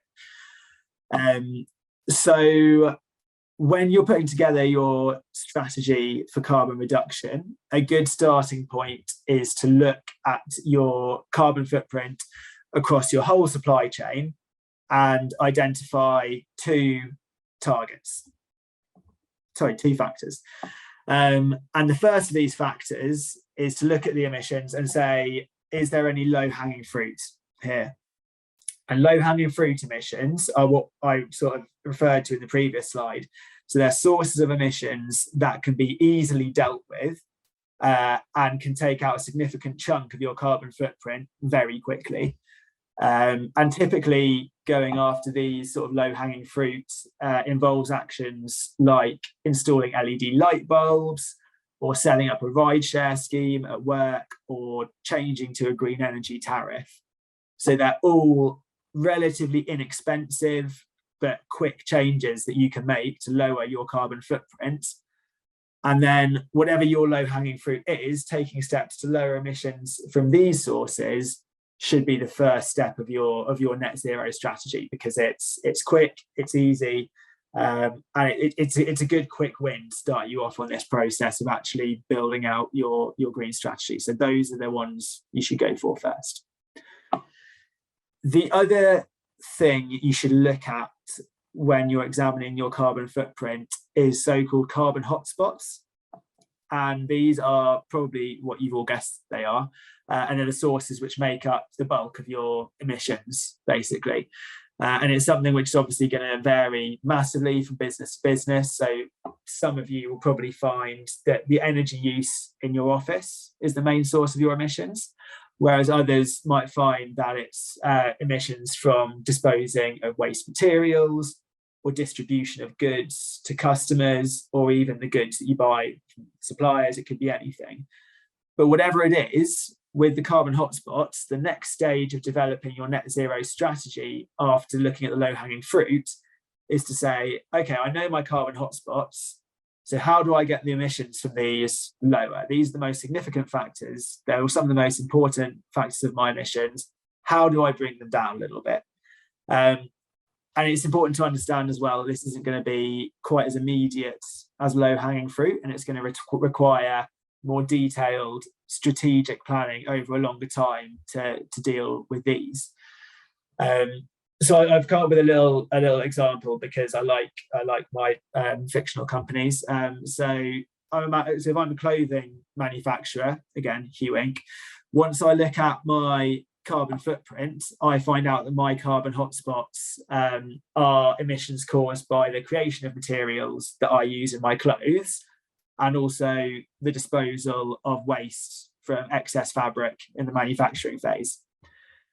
Once I know this, I can look to identify a strategy to lower emissions from these sources. So rather than using unsustainable fabrics, I could switch to a circular model. So I could try and reuse material that already exists rather than making new fabric. And then similarly, I could look at my purchasing order quantity, because I'm obviously ordering too much and I'm wasting a lot of fabric, and that's causing my emissions to go up from getting rid of that waste. I could look at my purchasing order quantity and my product design stages, and I could look to design out waste from the manufacturing process, which would obviously drastically cut my emissions from disposal of waste from excess fabric. And these changes, they don't have to be expensive, but they're often just fine-tuning of current business practices to make them more efficient. And then once you've done that to your carbon hotspots and you've got them a little bit lower, you can actually move it on to the other sources of emissions which contribute less to your carbon footprint. But it's just the idea that you sort of tackle the big important ones first, basically. And then going back to our unavoidable emissions, so the residual emissions that are left over when we can't lower our carbon footprint anymore. Obviously, with these, no matter how hard you try, they're going to stick around. They're always going to be there. And so as you can't deal with these through a carbon reduction plan, your focus here should be to offset the equivalent amount that's left over. Now, so we went through carbon offsetting a little bit in the first section, just in terms of a definition, but it's basically a reduction in emissions in the atmosphere to compensate for emissions that you're making elsewhere. So if you've got 10 tons of CO2 left over as residual emissions, you'll have to offset that by taking out 10 tons of CO2 from the atmosphere. And then that's how you deal with those residual emissions. And going on to a bit more about offsetting, there's quite a few ways you can go about carbon offsetting, and it's a controversial grey area. So I thought the best thing to do would be to jump into it and explain why it's a bit controversial. The other option was sort of just trying to push it to one side and ignore it, but I thought it wasn't perhaps the best approach. So I won't go into what it is again here, as we've just gone through that. But in terms of the use of carbon offsetting for businesses, it's the tool that can help them get to carbon neutral, and then also that little last bit for net zero.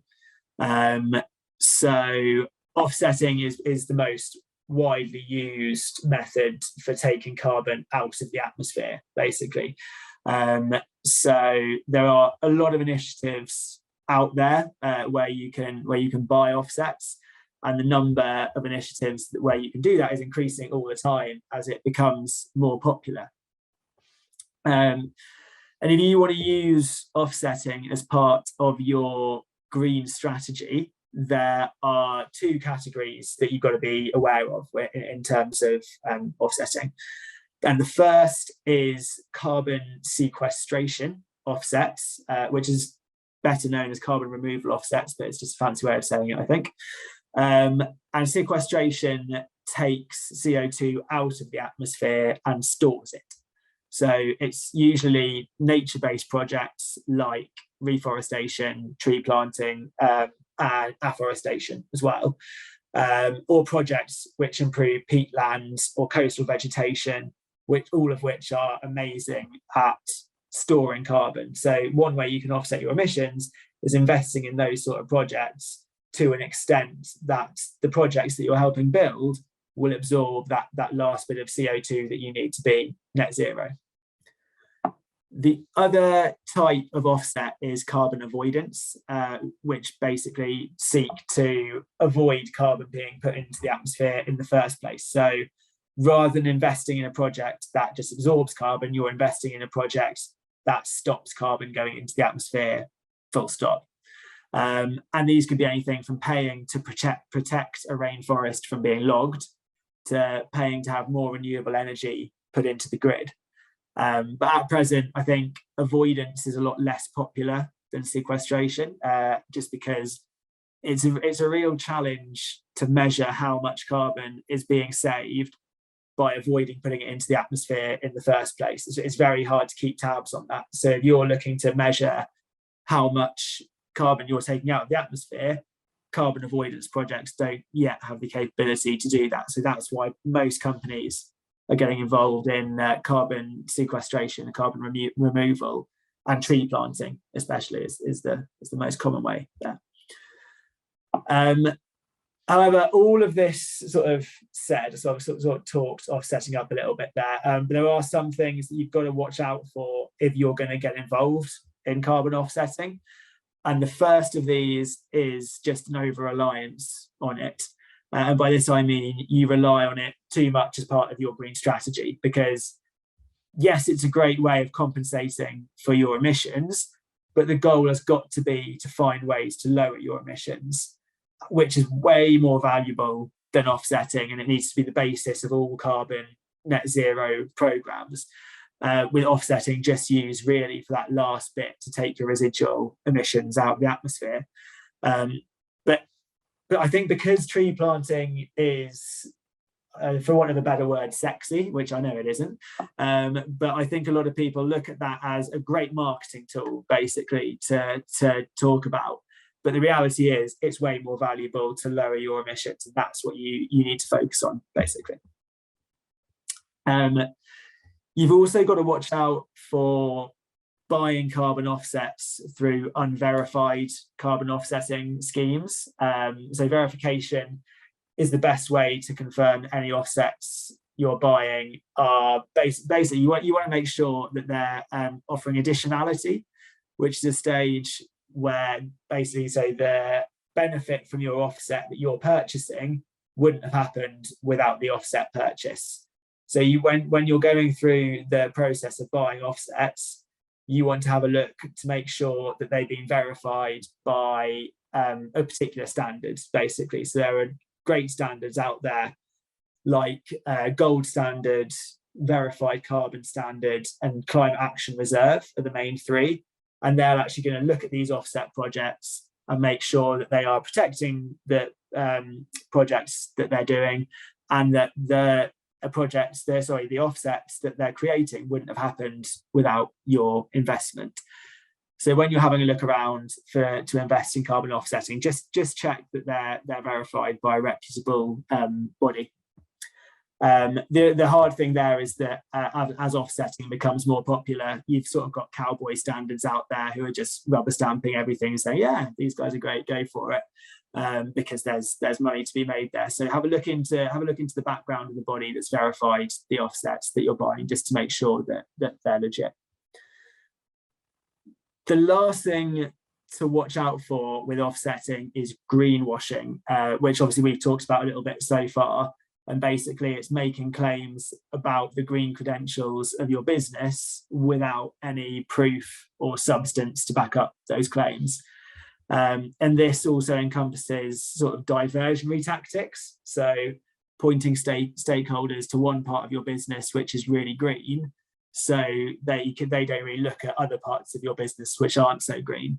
And we'll look at greenwashing again in a bit more depth later, but you should understand that when it comes to carbon offsetting, it really lends itself to greenwashing, because a lot of businesses, when they offset, will say, oh, look, we've taken, I don't know, 500 tons of CO2 out of the atmosphere, or we've planted 7,500 trees. But actually, if you read between the lines, they're not actually saying what they're doing to lower their emissions. And that's what you've got to look for. So offsetting, it can lure people into the trap a little bit of greenwashing. And again, we've been through and we will go through in more detail the brand sort of downsides of greenwashing and the associations of that later. Okay, so arrived at one of the chance to break for questions, and then we're going to follow this up with a breakout room to discuss your own carbon reduction strategies. But before we do that, has anyone got any questions on the most recent part of the presentation? So carbon reduction targets, strategies, offsetting, anything like that?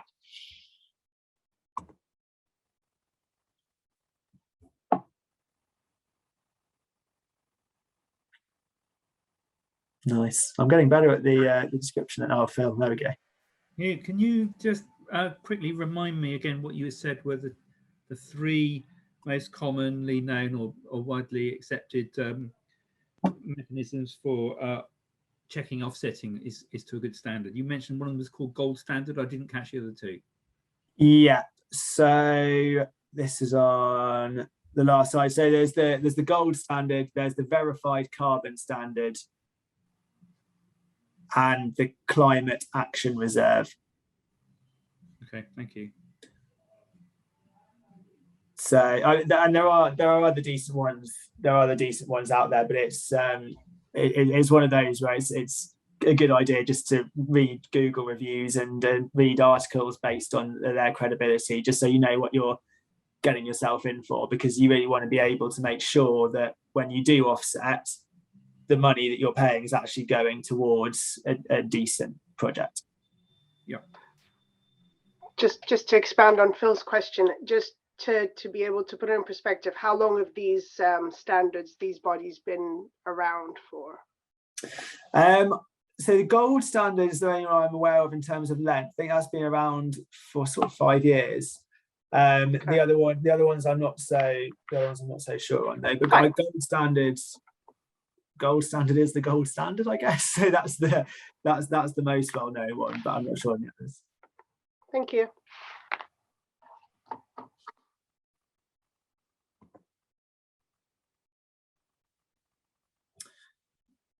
Okay.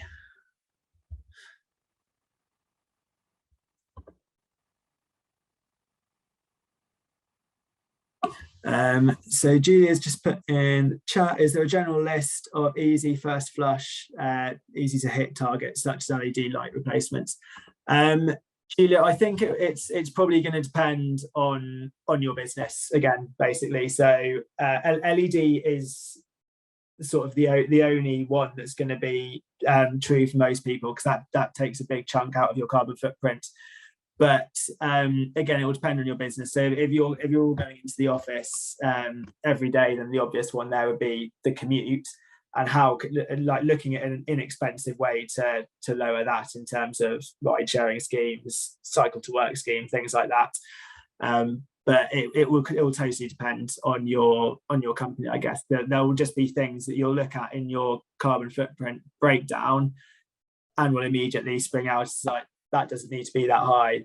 What's going on? What's going on here? We can actually do something about that.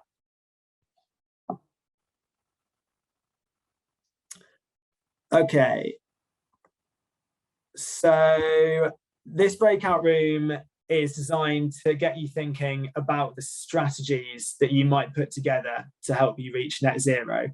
So if you can have a think about what you think as a business some of the low-hanging fruit emissions you'll be able to quickly reduce are. So just have a think about how your company is operating at the moment. What might be some of those quick wins that you can sort of tick off early just to get the ball rolling with your carbon reduction strategy.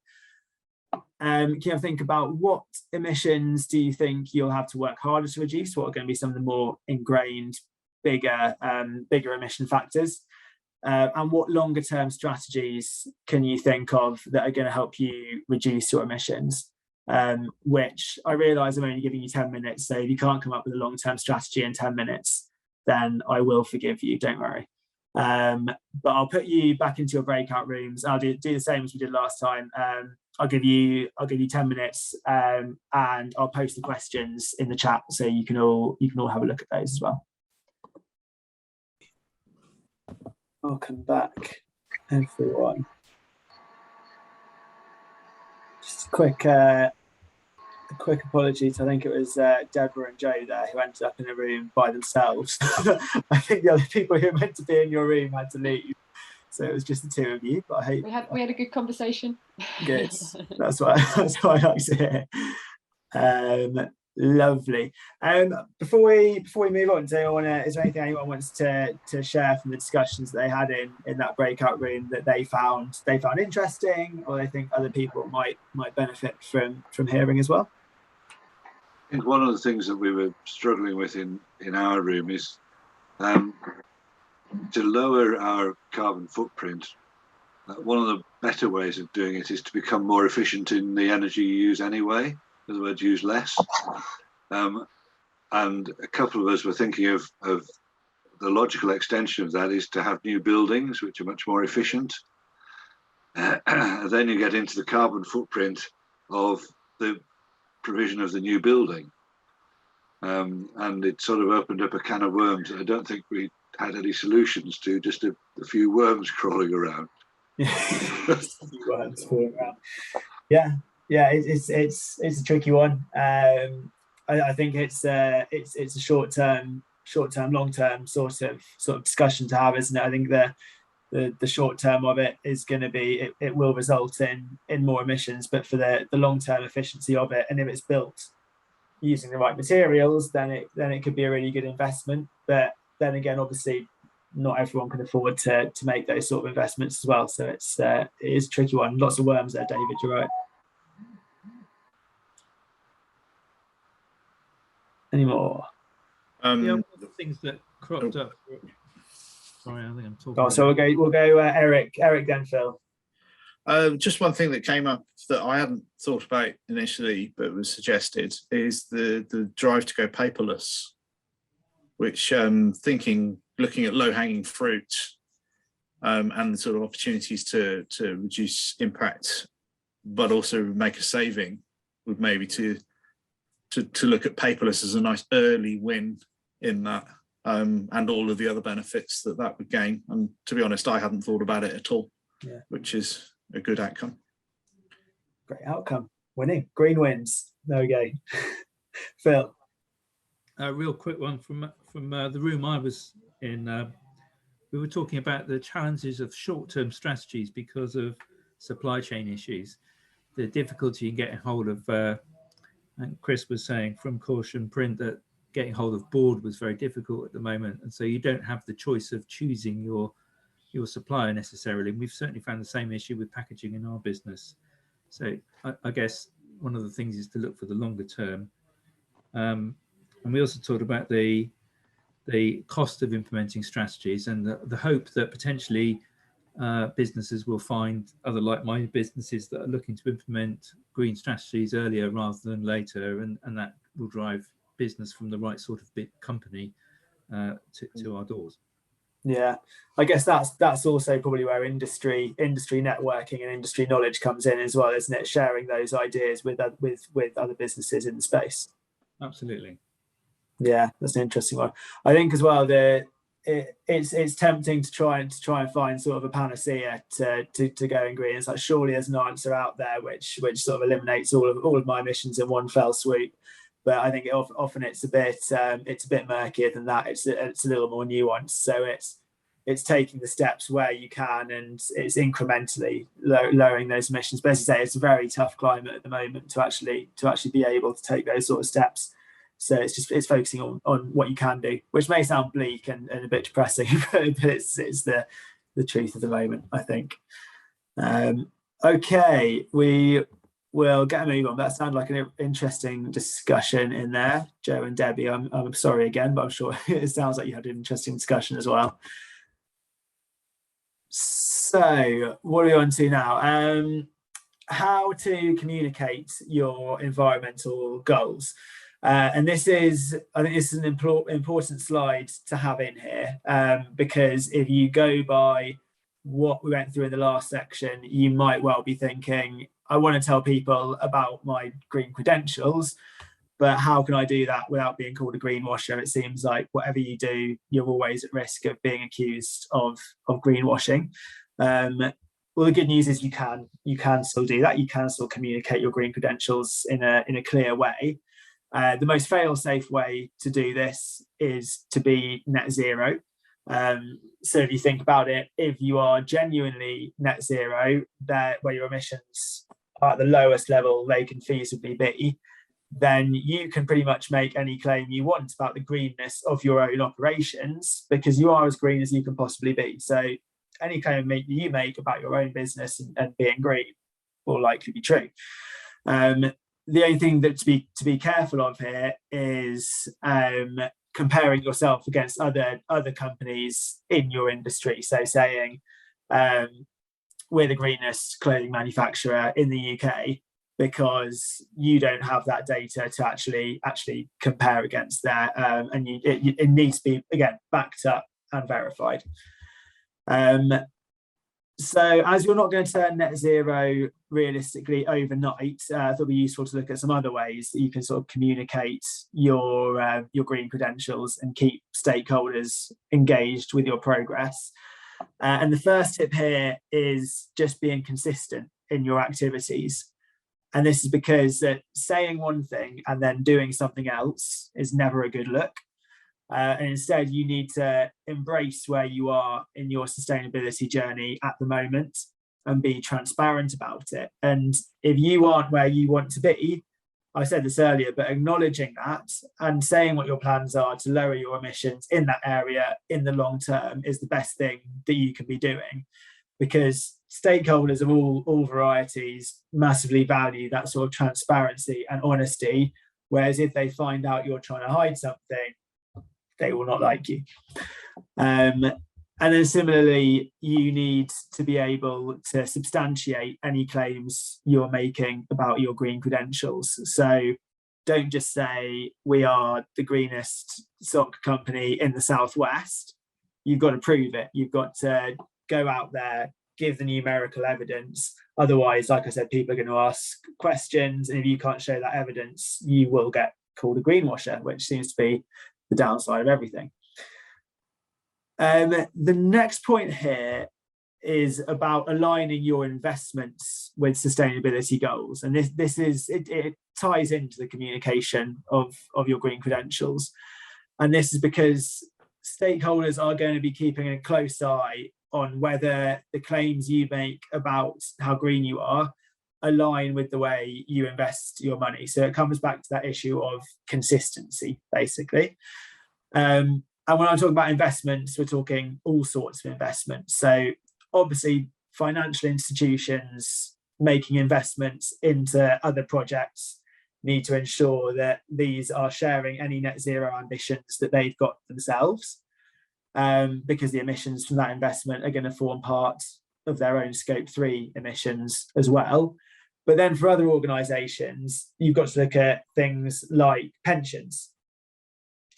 And these are probably the biggest fish to fry when it comes to how you're investing your money and aligning that with your green credentials. Because if your pension fund that you're investing in is supporting fossil fuel projects, then that comes down to part of your Scope 3 emissions, because that's relevant to you as a business.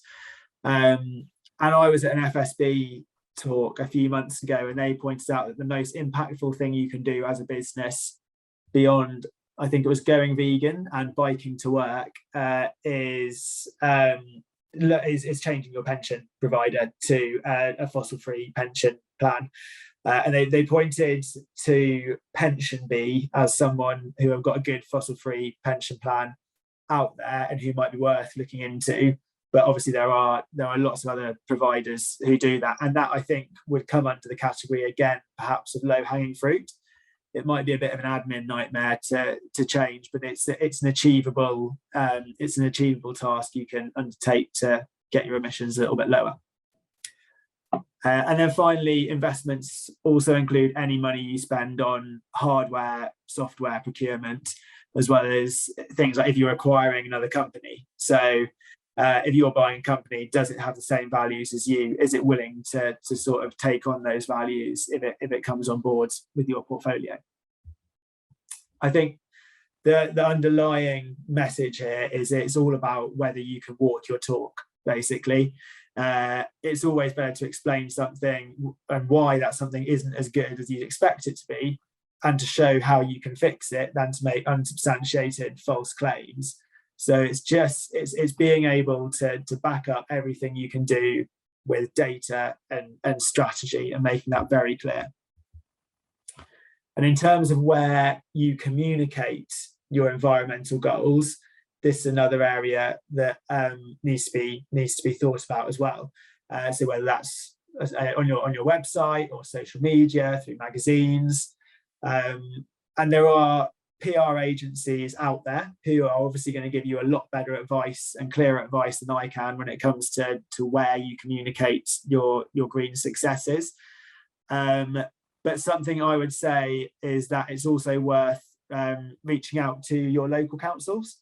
And I know from having worked with Swindon and Wiltshire councils that they're always looking to promote green success stories within their constituencies. And so if you're making strides with your green strategy, a good way to get sort of free PR, free press, is to get in touch with your local council and talk to them about how you can be promoting it, because they love those sort of success stories. We're going to have a look in the next two slides at bringing suppliers and employees into your green strategies and how you can do that, plus why it's important as well. So we'll start with suppliers, because getting your suppliers to align with your environmental sustainability goals is hugely important to the success of your green strategy. And this is because your Scope 3 emissions, which make up the bulk of your emissions, are going to be driven in a large way by the suppliers that you're working with. So things like emissions created by goods and services that you purchase, and distribution of goods, that's going to be caused by your logistic partners and your suppliers as well. And they're two massive constituent parts of Scope 3 emissions. And basically how many emissions you'll rack up in each of those categories depends on who your suppliers are. So this means that even if you're as green as you can be within your own operations, if your suppliers aren't on board with that vision, then you're never going to reach that state of net zero, and lowering your emissions is going to be a real uphill struggle. But on the other hand, if all of your suppliers are also going for similar net zero targets on their own, that's going to go a long way to helping you lower your own carbon footprint. So you can see it's really important that you either align your current suppliers with your environmental sustainability goals, or you find new suppliers that actually can support you in achieving those goals.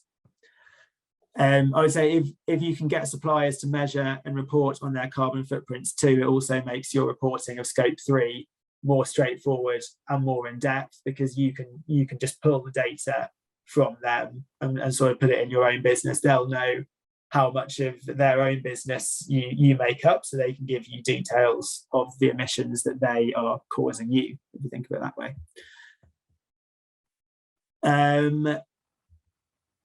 Once you've got that sort of measurement and transparency within your suppliers, so when you're talking to them and you're sharing data across the supply chain, the next step is collaboration. And this is collaboration between yourself and your suppliers, with the aim of helping to lower your suppliers' emissions effectively, because then that will lower your own emissions as well. And I think a few useful collaborative ideas to think about are things like sharing data back with your suppliers about any excess inventory left over from your orders with them, because that will help lower emissions that way. Or even putting them in touch with relevant contacts to help them develop their own green initiatives. So if you know anyone in the space who's doing good work that might be relevant for them, it's worth putting them in contact with them as well. Or even working with them directly on those initiatives, or helping to train their staff, just really bringing them into your whole green strategy process, because they are such important players. And most of the time it's not going to be about changing your supplier for someone who's greener, but it's going to be about that collaboration, about working with your existing suppliers to reach a level of sustainability that's beneficial for both of you. So although suppliers may be reluctant at first to change the way they operate, I think if it's that sort of communication that you need. If you explain it in terms of, this is where the industry is going, we've got to make this change or we'll all be left behind, explaining it in those terms, they might be more willing to make that change. So it's about having an open dialogue with your supply chain. And if not, it's often worth explaining it to them in financial terms as well, because money talks. And going greener is often actually better for the better line in terms of resource efficiency or energy efficiency. So explaining to them like that might bring them on side as well. And then maybe as a last ditch attempt, if they're unwilling to change, then you might want to consider a new supply option. But it's a lot of companies are very attached to the suppliers they work with, so it's a good idea to try and work as closely as you can with them. Obviously, there are some options where it will make sense to shift supplier or logistics partner. So if you're currently using air freight to get goods, actually you can then look at that and say, actually, this could be done via shipping, and then it might make sense to change your supplier. And that's just a good example of somewhere where you might want to actually think about some sort of supplier evaluation and pitching out. Oh, someone's in the waiting room. There we go. So moving on to your employees, most of the emissions that aren't taking place in your supply chain are going to be contributed by your employees. So having a workforce that really gets behind your plans to lower emissions is going to be a big driver for most businesses. And on the other hand, if you're failing to engage your staff with your sustainability roadmap to net zero, then you're going to see probably disengagement from your workforce, because I think most staff come to work to do their job, and they want to do their job obviously to the best of their ability. And if your green strategy means that they can't sell to the same clients or design your goods in the same way, or even have the same milk in their coffee, they could easily end up resenting that green strategy if the reasoning behind it isn't explained clearly to them. And that's something that having them not on your side is really going to slow down your green ambitions. So you really need to take a look and take the time to show them why it's necessary to be doing this, in terms of how it will help win business, but also how it will help protect the planet as well. And there are easy ways to get the importance of this strategy across to your staff. So it could be anything from organising information sessions for the staff, where you encourage debates and questions. You could go through training with them specifically around the new skills that they might have to learn. And then you could also bring them in and get their thoughts on your carbon reduction plans as you're producing them. Anything that you can really do to get that buy-in is going to be great. And obviously, you know your staff best. You know what's going to engage them. But anything that you can do to bring them into that conversation is fantastic. And if you get your employees to understand that necessity to come up with this and implement this carbon reduction plan, then you've got a pool of people who are keen to support your environmental goals and who can be used to formulate ideas and plans to help you lower your emissions, and even to actually develop your strategy further. And my suggestion is that you use this pool of talent at your disposal, because these guys know their roles better than anyone else does. And if you ask them to think how they can make it greener, how they can make their particular role greener, that's already going some way to improving your environmental footprint. And again, that's massively low-hanging fruit, just picking their brains about what can be done there. And then you could also set up a steering group of a diverse set of staff to come up with ideas for the wider business, and they could look at all aspects of the business and bring that together. And it's this sort of bottom-up approach that can be really valuable for creating a diverse set of ideas for your carbon footprint. And the best part of it is that it's free, apart from the money that you pay them as wages. It's free to get these ideas and this insight, whereas a lot of bigger companies will go straight to outsourcing it. I think it's definitely worth looking at your internal pool of resources first and seeing how they feel about everything as well.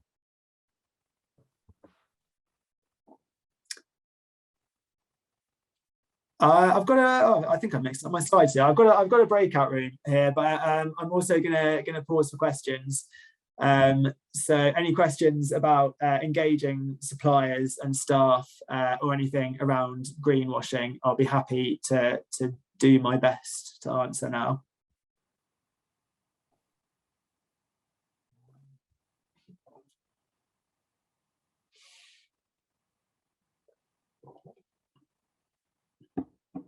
Oh, Jordan's off. That's right. Thanks, Jordan. Okay, sounds like there are no questions. So we'll get to the breakout room.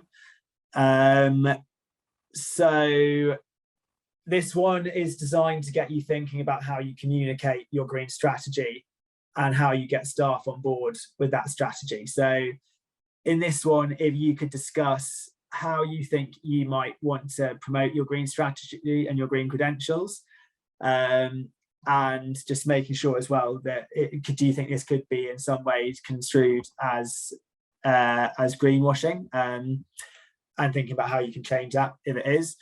And then also what might be effective ways to get staff buy-in for your company's green strategy as well, and what might the challenges of this be and how you can work around that. So really thinking about that staff engagement piece. Will you do a session on the CMA guidelines? Joe, you just put a question in the chat. The CMA guidelines. Yeah. So there's a set of guidelines now come out to how you communicate around your sustainability, net zero, whatever you want to call it. There are actually guidelines which come into force in January, which are pretty clear. But again, it's just understanding what that means, because anyone not adhering to them from January will actually be pulled out, no matter who they are, what size they are. So I think it's quite useful. I don't know if you have any sessions running on that, or have anything that can kind of support people to understand what they mean. That's interesting. It's not in this workshop. That's definitely something I'll look into, and I can update that as well for the next one and future workshops. Okay. It might be useful to have a session on it, actually. I know not many people have done it yet. I saw one last week, which I unfortunately couldn't go to. A lady ran it as part of the B Corp group in Bristol that I'm part of. And I know a lot of people found it really useful because they were saying things already on their website which they can't say. So yeah, I think it would be quite a useful thing. That's interesting. I'll look into that. That's for companies of all sizes, is it? I know there's been legislation for financial institutions and publicly traded companies, but that's for all sizes. Yeah, I'll try and find it and put it in the link in a minute for you. But yeah, great. Yeah, that's great. Okay, well, I'll open up these breakout rooms, and I'll do the same as we've done before, and stick the questions in the chat for you to have a look at. Deborah and Joe, I'll try and get you some friends this time as well. If I can. If anyone wants to be in a breakout room with you. So same vibe as the other few. As the other few breakout rooms. If anyone's got anything they found particularly interesting to come out of the discussions that you just had, anything that you hadn't thought of before, then feel free to chime in now. In general, actually, several of us have probably a similar discussion, is that the industries we're in, our products inherently have environmental impact. And we didn't have a particularly good solution, but the discussion, certainly I know I'm going to end up having, is, well, we need to do these things to improve our emissions impact. And the back argument that I'm going to get straight away is, but our product has a huge environmental impact. So we make automotive wheels for high performance vehicles. So it's an interesting one. I don't know whether anybody's got a good solution to the everything we do in our business is going to pale in comparison to the lifetime effect of the product. Yeah. I mean, I'm definitely not brave enough to try and come up with a solution for you, Eric. That's one for people to think about. Yeah, it is interesting though, isn't it? I would the only thing I would is reiterate there is you start by doing what you can do, and then the rest is more obviously strategic discussions. It may be that when you're talking about the proportion of your emissions that are residual, are unavoidable, that yours is higher than other people's because of the nature of the industry that you're in. I'm not sure what effect recyclability has on the whole calculation, but those wheels will be recyclable at the end of their life, won't they? Whereas a lot of other products cannot be. You know, the metal in those wheels will be recoverable. They're carbon fiber wheels. Oh, I see. Right. So, yeah. I appreciate that. Yeah, and that's the thing. The metal sort of alloy wheel industry is going through a bit of a revolution at the moment with this. But yeah, from a carbon fibers perspective, we've got a challenge to think about. Indeed. The whole composites industry, I attended a conference last week, has got a challenge in that they're a great material, but the end of life is a challenge. One of the arguments that's being used quite often is that actually, if you lightweight through the use of carbon fiber material, your effect on the vehicle or the aircraft or whatever offsets the fact that you're using a much more damaging material. Massive lot of calculations you need to do there. And presumably there's this impact of, you know, you will follow the markets, and whilst cutting emissions is the start point, the markets will shift, behaviours will have to change over time, and you'll either find new markets and make strategic choices or not. And that's kind of the reality of it. Yeah, that's a good point. I know, Hugh, you didn't want to say that, but this kind of has to be said, I think. Yeah, you bring me down to earth, Adam. It's good. David, I notice you're unmuted on the edge of speech. Or was that an accidental unmute from you, David? You meant to be muted. I didn't know I was muted, but sorry, I was on tenterhooks there. That's all right. No worries. It sounds like there's some interesting discussions in there. And if anyone comes up with a solution for Eric, send it to me and I'll charge him for it. So anything, just I'll put my email address in the chat at the end. All right. We'll get on with the last bit of the workshop now, because it's getting dark outside, which is a little bit scary. So the next thing we're gonna look at is what form is the bulk of my one-to-one advice sessions that we run for the green economy, and that is finance for sustainability projects and sustainable business ideas.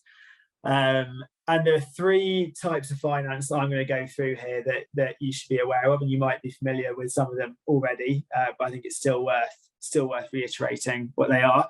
So we've got grants, loans, and equity financing. And we'll start with grants, because this is what most businesses are interested in when it comes to getting finance for sustainable business ideas. I have no idea why. Free money, whoever thought that would be popular.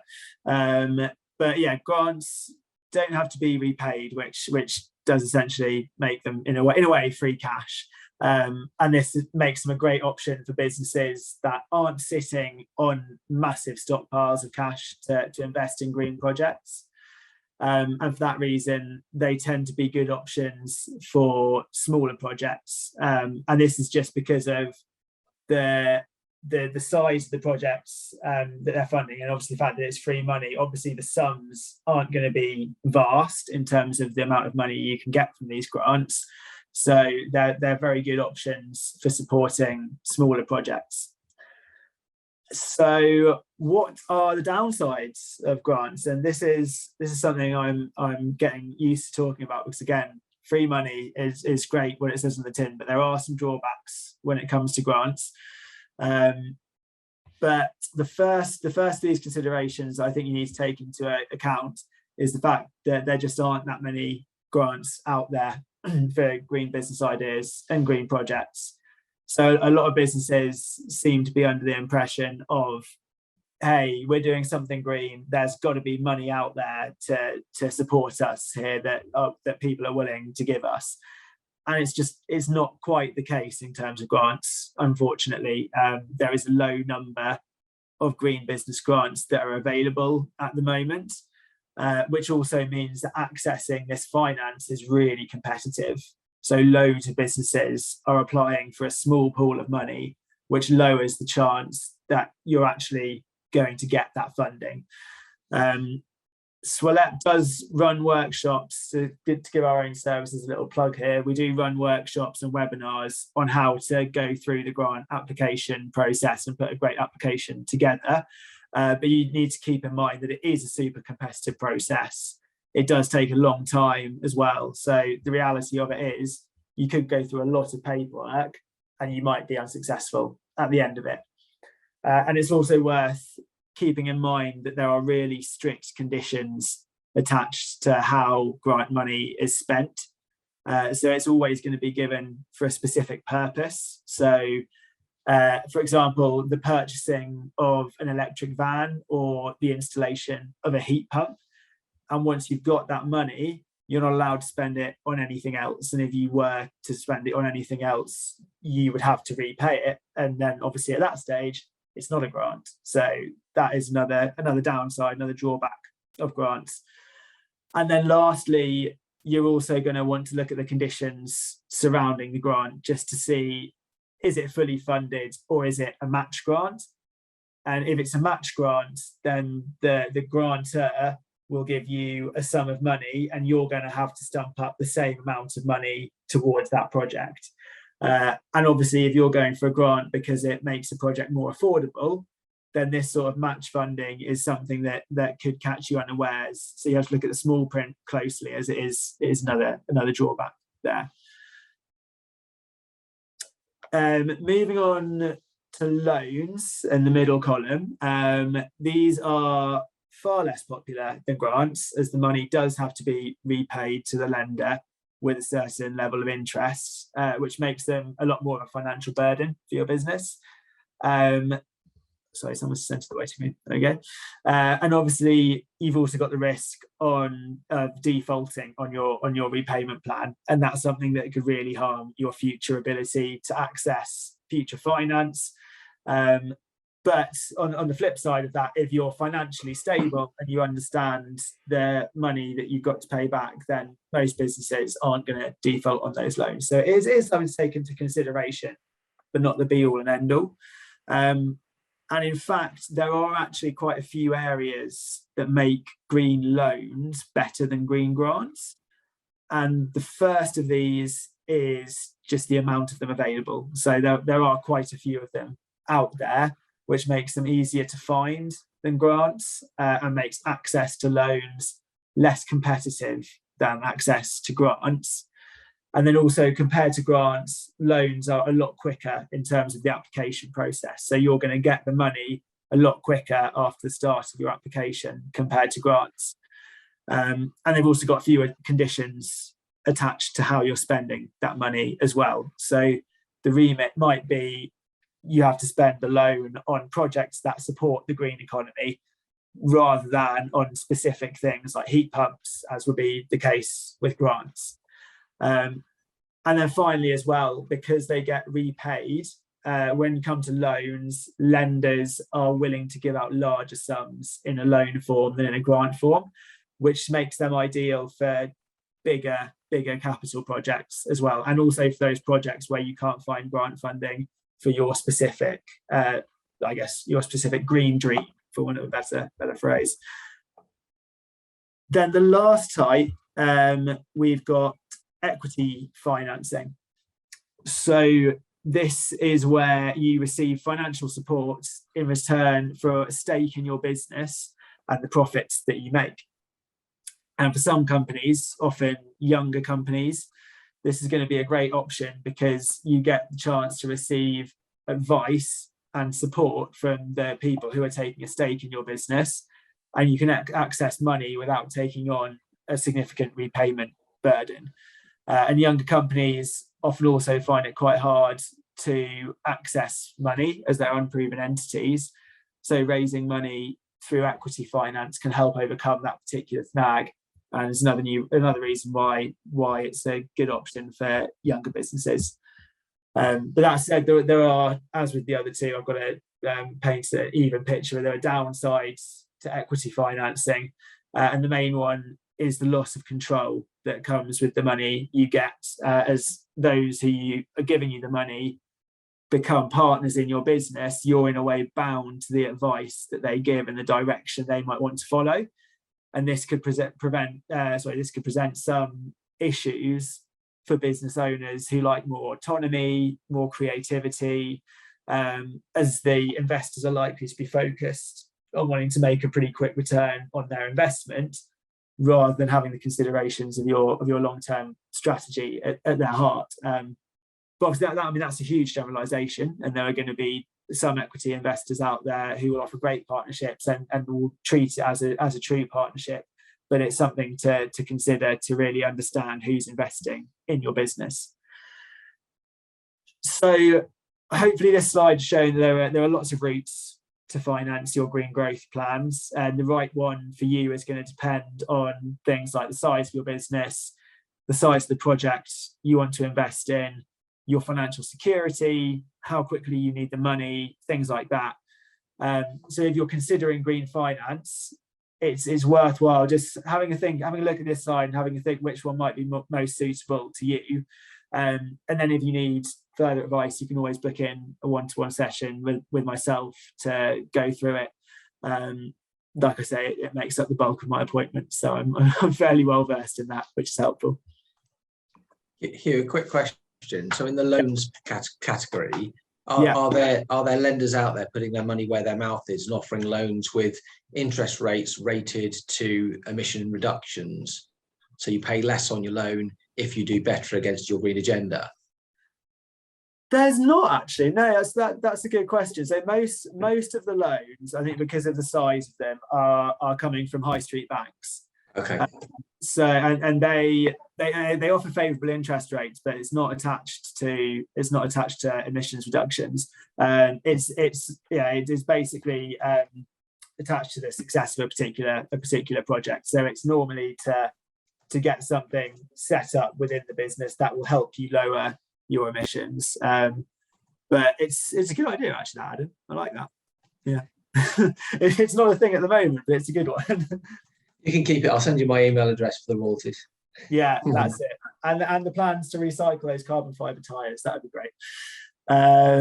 Okay, so this next one is just a short slide to show some of the available financing initiatives that are out there at the moment. So we'll start again with grants. So I put here Target 2030, which is a grant run by 7Y Energy Agency, and it's supporting companies in Swindon, Wiltshire and Gloucestershire install energy efficient investments at their premises. I think most of the projects they've done so far have been things like LED light bulbs, solar panels, heat pumps, things like that. And the grant gives 30% of the funding of a total project up to a maximum of £60,000. So it's quite a significant grant. And the plus side is that it's based in the local area as well. So if you're looking for energy efficiency improvements, then they're a useful one to start with. I'll just give an overview of these, and then any more detail that you want on any of the grants or loans, again, just get in touch and I can help you out with that. The other grants that we've got here, the plug-in grants. So these are government grants which cover a proportion of a cost for electric vehicles, so cars, motorbikes, small trucks, large trucks, and also the charging points that go into them as well. And then as well, there's the e-cargo bike grants, which offer money off electric bikes that you can use for deliveries. I put these on here because I think it's such a cool idea to be delivering. They can carry electric bikes, e-cargo bikes can carry up to sort of 250 kgs or something in their deliveries, which I just think is amazing. But so that's why I put them on there, and they're a useful idea if you're looking to diversify and green your distribution strategies as well. And all of those, the Innovation for Growth as well, which is an R&D grant, all of those are open at the moment and giving out money. The other two columns here are a bit more generic. So as I was saying just then to Adam, most of the big banks in the UK have green lending schemes in place.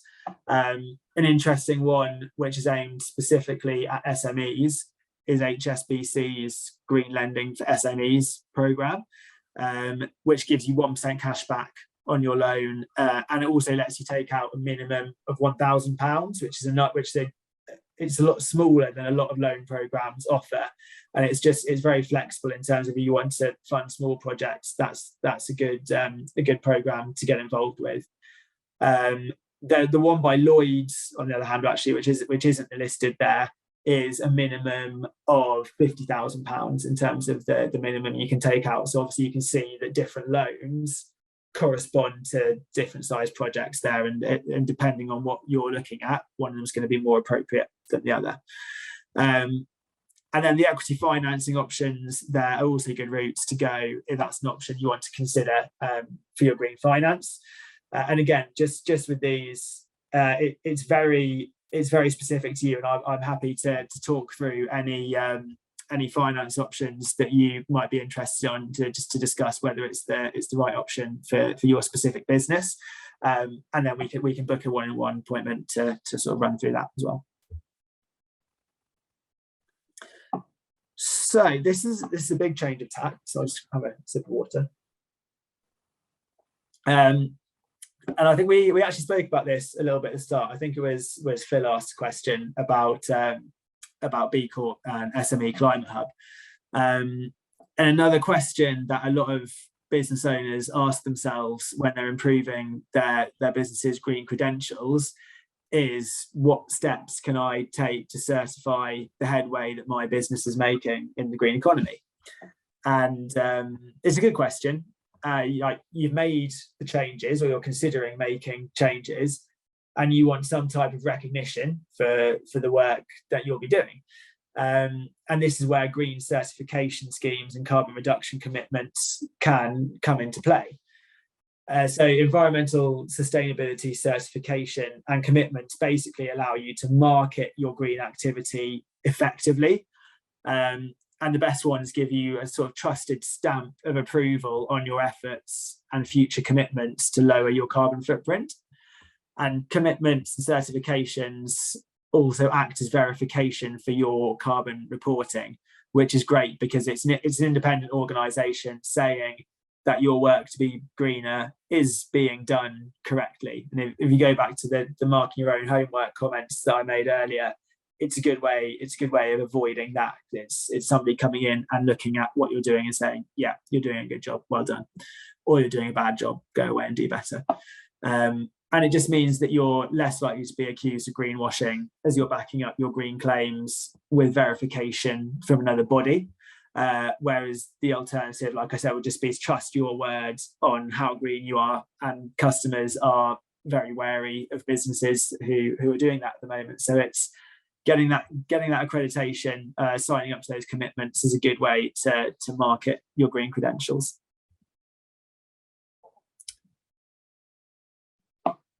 There are sort of three avenues you could go down when it comes to I guess commitments and accreditations. And the most simple step you can take to show your commitment to a particular area of sustainability is to join a networking group. And these are, I mean, they're what they say on the tin. They're groups of like-minded businesses that come together to discuss the future of different aspects of how businesses drive sustainability.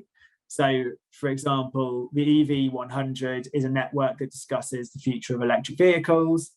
The RE 100 talks about renewable energy, topics like that. And in terms of whether your business should join a network like this, I would say they are a great way of bouncing ideas around and learning more about different elements of sustainability. And they're also a low commitment in terms of what the business is saying it will do.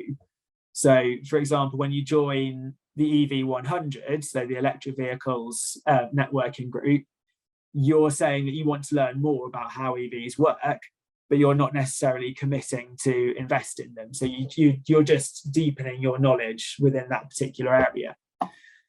And this is obviously, it's a bit of a double-edged sword, because at the same time as you're not committing yourself to drastic changes, you don't get the brand reputation benefits from being part of these groups, because you're not actually saying, yeah, I'm going to do this to make myself greener. You're just sort of saying, yeah, this is interesting, I'll have a listen, see what they've got to say.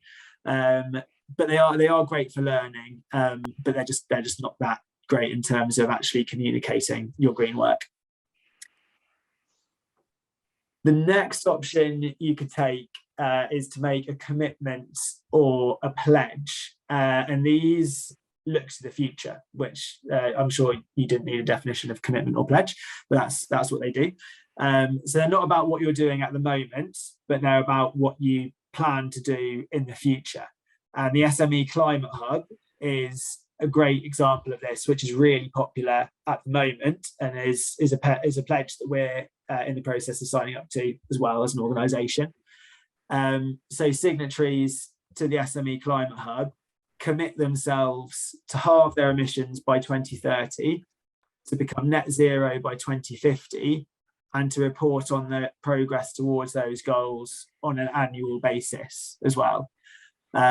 And just the fact that these targets are set by an external organisation gives them a bit more credibility than just your business owner setting your own targets, which might be too easy to achieve. Again, you might give yourself the benefit of a doubt, you might be a bit lax in your target setting. But because they're external targets, that gives them an element of credibility as well. And then because of the fact that they are looking at what you will do, because they're commitments and pledges, it's a great first step for a company that's looking to be green. So if you take SME Climate Hub as an example, it's got loads of resources to help you reach targets and actually develop yourself as a green business. Another benefit of it, I'm not an SME Climate Hub salesman, but another benefit of it is that it's free, and you get a good little brand reputation boost by saying that you signed up to it. Then obviously you've got to accompany that with, I've signed up to it, this is what I'm going to do to work towards it as well. But the risk with commitments is that they're quite easy to overstate. So it's worth remembering that just because you say you'll do something, it doesn't mean that you're going to do it. And this is why you shouldn't just sign up to the pledge, take its logo and stick it on your website. Like I was saying, you've actually got to build in that backstory of, we're working towards this. This is how it's going to come together. And that's something that can go into your sustainability report as well. Lastly, we're on to certifications. And these are great for companies that are already doing green activities and would like to get those activities certified. So unlike commitments, they're rewarding concrete actions that are already being taken. And because of that, they're the strongest way of communicating what work you've already done. As they're the only category on this slide that is effectively passing you on the back and saying, hey, great work, you're doing really well, let's reward you for that. As long as the trick is finding an accreditation that matches what you're doing in the green economy already. So B Corp is a great example of this. You only get B Corp status once you tick enough of their boxes to be labelled as a B Corp company. So until that stage, they won't give you that accreditation. So you've got to up your game to their level before they let you into the club, basically. Something to be wary of when it comes to accreditations and certifications is that they are not all created equal. So if you take the two on the screen, so B Corp and ISO 14001, the ISO certification is essentially to say that you've got an environmental management system in place that's tracking your impacts on the environment. That's all that it's saying, and that's in that accreditation. Whereas B Corp is a much more rigorous procedure. So you've got to meet high levels of performance across environmental and social sustainability and tick off a huge array of criteria before they're going to let you anywhere near that certification. And a lot of companies fail first time and then go back and try again with B Corp. So you've got to realise what you're getting for a certification. So if you get ISO 14001 certification, that's not something you go around shouting from the rooftops. It's a great start, but if every company had 14001, if every company in the world had ISO 14001 certification, climate change would not stop overnight. Whereas if every company in the world was a B Corp, global emissions would be cut massively. So you can see that the value of B Corp in terms of your green credentials is a lot higher than some of the other certifications that are out there. So it's worth looking at what you're signing up for, understanding whether it's worth it and right for your business as well. So I think with that in mind, it does depend which of these you go for. Depends on where your business is. If you want to make ambitious reductions to your carbon footprint, but to date you haven't done very much, then commitments are for you. But whereas if you've already done quite a lot in terms of lowering your carbon footprint, then you might want to see what accreditations you can get for the good work that you've already done. And then I try and think of networks as a little side hustle almost for learning more and expanding your knowledge about carbon reduction and green strategies. So this is our last question break.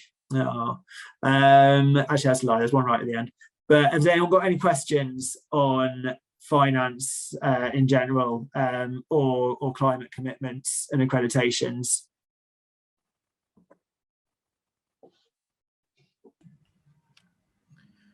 So I don't know if this is a strange question, but are there any offsets available by financing other projects through equity financing?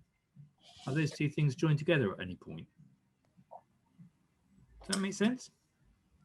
I don't know if it does. So offsetting projects available through equity financing. So what I'm wondering is, can you get offset credits by investing in projects for other companies through equity financing? Does that make sense? I don't know if it does. So I might be being a bit slow here, Phil. Sorry, it's been a long day. So offsetting credits, I think they're typically purchased by the organisation that's looking to offset. So if you were looking to offset, you would get in touch with an offsetting project that is taking place in, say, Indonesia directly, and work with them to handle your offsetting. That's exactly what I was thinking about. So if we were to invest in one of our suppliers way down the chain to assist them in their environmental impact, could we gain offset credits for that activity? I see. So yes, basically you could, but again, it would come down to, you'd have to make sure that you can accurately measure the amount of carbon that you're offsetting, and you'd have to get it verified as well. So are there any organisations already doing this kind of activity? Yeah, there will be. Larger organisations generally, and actually, I mean, for the coffee industry is a good example, but companies are investing, especially in sort of community projects where they have footprints across the globe. They will facilitate sort of tree planting projects in those local communities as well. Okay. I don't know if that answers your question, Phil. But well, I think you said yes, but I need to go and try and find out where relevant now to our industry. It will be a matter of working with your supply chain and figuring out exactly how you can measure it and how you can verify it. But if you can do that, then yeah, absolutely you can. Okay. Any more?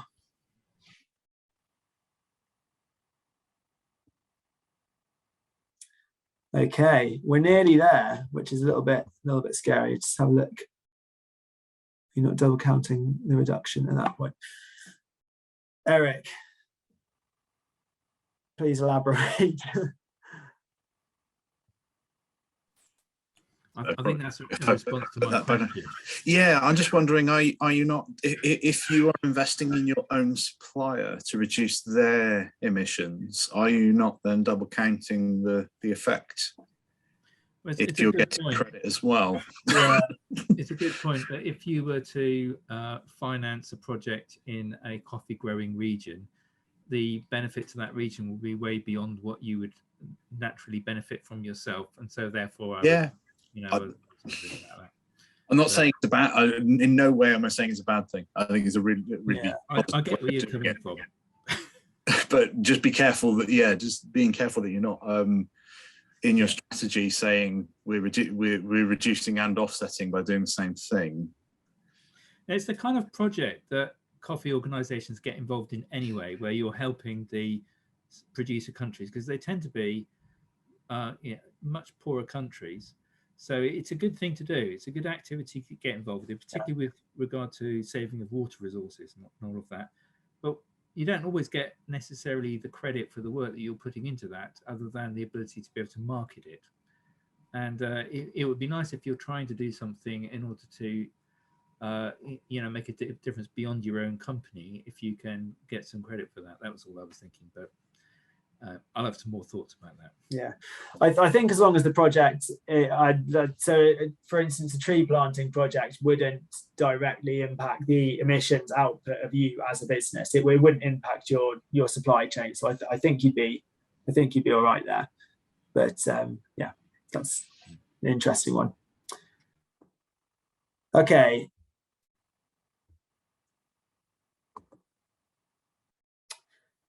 So yeah, before we get to the close, I thought it would be worthwhile to just put a slide in there about COP26 and what it means for businesses and how it might impact your company's green strategy.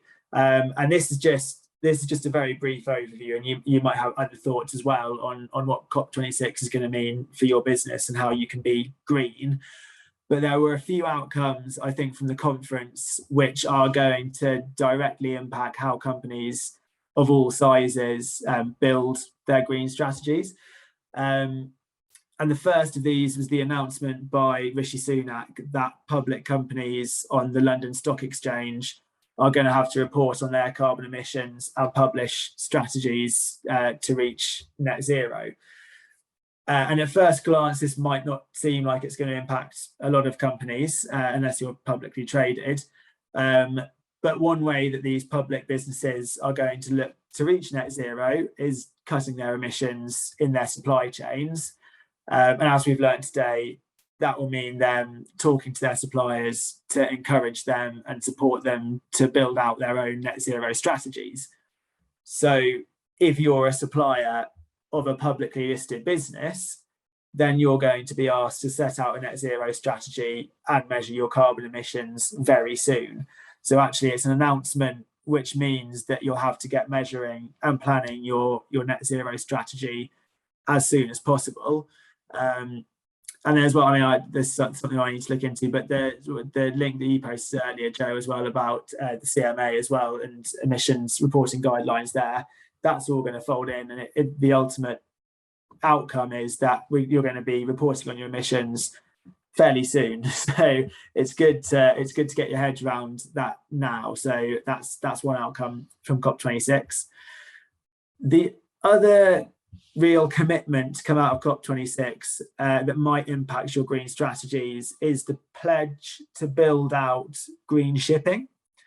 So the conference in Glasgow saw more than 200 organisations in the shipping industry commit to scaling and commercialising zero emission shipping vessels and fuels by the end of the decade. And there was also support for learning new skills and creating new jobs in green shipping as well. And also a lot of countries signed up to a declaration to support the establishment of net zero shipping routes. So 6 net zero shipping routes by 2025 and a lot more by 2030. And plans for these routes include a route from Asia to Europe, which obviously might have an impact on a lot of your businesses. And I think what it means is that if you're already relying on shipping as a means of distribution in your supply chain, then your emissions actually might be likely to fall. So it might be worth asking your distribution partners, your shipping distribution partners, about what their plans are to take advantage of these commitments to zero emission fuels in the future. So I think that bodes well in that sense. And then obviously if they're not making any changes, then working with them, asking them what their plans are in the future, maybe getting together as a group of customers to almost lobby them to make that change. And then the third point on this slide isn't something so much that came out of COP26 as much as it is something that didn't come out of it. And I think that's just the consensus, is that the commitments made by the world's largest emitters fell short of what they needed to be to really make impactful changes and impactful action against climate change. And I think this means that a major outcome of COP26 in terms of how you build your green strategy is that you're going to need to be proactive here. Because there's no clear line on how businesses can support a net zero economy, really. And this means that, unfortunately, you're going to have to figure it out sort of largely for yourselves. But fortunately, there are quite a few support services out there, and we'll have a look at a few of them now. And these support services are there to help guide you. And actually, without the hand of government support from after COP26, these are going to be bodies that are quite important in developing your net zero strategy. So yeah, it's like I said, on this slide, I've just put together a selection of the partners who we work with, who can give you great support when it comes to building out your green strategy. So Greenhouse Gas Protocols Calculator was a tool that we mentioned earlier, and also I added in there the Eco Act as well, who have designed a white paper to help you measure your emissions when you're working from home. So those are great partners around the measurement piece. 7Y and SWIMAS meanwhile can also help you with measurement initially, but then they actually go on to do more as well. So 7Y run the Target 2030 grant that we spoke about earlier. So they actually can give you an initial measurement of your emissions, and then they can go on to give you a grant for energy efficient equipment to help lower those emissions. And that initial assessment of your emissions by them is free as well. So it's worth getting in touch with them just for that, basically. SWIMAS, on the other hand, help you with measurement, and then they offer strategic advice as well. So they look at what your carbon footprint is, and then they help you lower that and build out a strategy. And that's a free service as well. So I can include this in an email afterwards, but there's a guy there called Don Parsons who runs their net zero program, and they're very happy to talk to businesses, help them understand their carbon footprint and help them lower it. Looking at the strategy row, I'd like to draw your attention to ICAST, and they're a partnership between the University of Bath and the University of Oxford, and they look to help companies with a manufacturing business model that promotes the circular economy, and they're looking to help those businesses grow their business essentially. And they can connect anyone who's looking at taking their ideas into the circular economy to work with students from the University of Bath, the University of Oxford, who can help them design those innovative projects, and also put them in touch with good sort of circular economy grants as well, which is quite a niche area. On the PR and comms front, I've listed Content Comms there, who are an excellent local agency with years of expertise in sustainability communications, who actually gave me a lot of the ideas for the avoiding greenwashing slide that we went through earlier. And I've also listed our own digital support service there as well. And Letitia, who's our business navigator for digital services, can help you understand how you can promote your green credentials through social media. And similarly to the appointments that you can set up with me, you can easily set up an appointment with Letitia to have those discussions around what do I need to do to promote my green agenda on social media. Funding, I think we've largely gone through, so I'll leave that for now and move on to staff training. And this is because we have close ties as an organisation with Serco, who are at the moment looking to develop a green skills training programme, which is going to be fully funded. And they're in the process of designing this, but it's going to be a great resource once it's finished, and one which I'll share around with everyone on the call. But that will be a good way of helping upskill your staff and possibly your suppliers to get them familiar with skills they need to be having to work in the green economy and helping to develop your green strategy.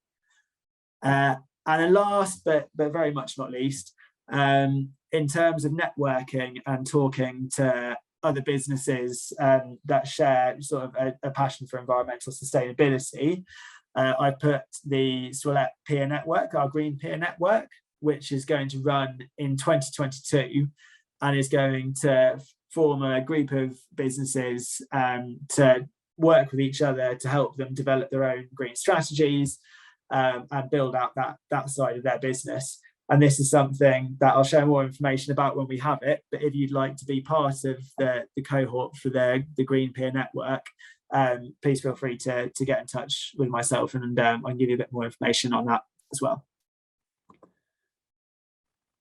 So from the second part of the workshop, this is a little bit of a summary. Hopefully you've got a stronger understanding of how to set your short-term and your longer-term targets for carbon reduction, and also setting strategies to meet those targets that involve your employees and your suppliers.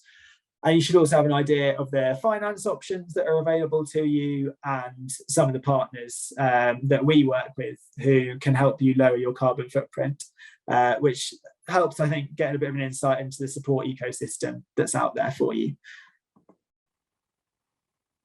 And that as they say, is that. I'm happy to take any questions about the last part of the presentation. So anything about COP26 or our partners, or for that matter, anything from earlier in the presentation as well.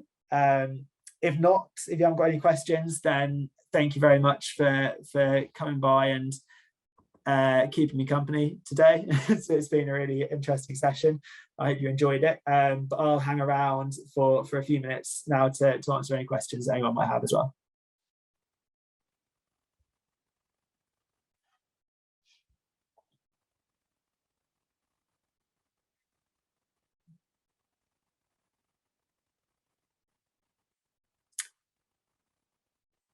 Silence is golden. Lovely.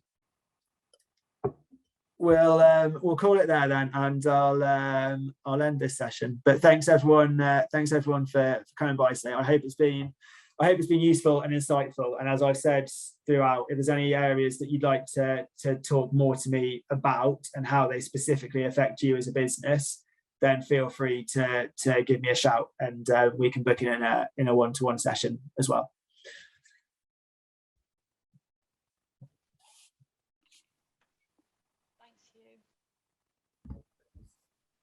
Thanks, Hugh. Cheers all.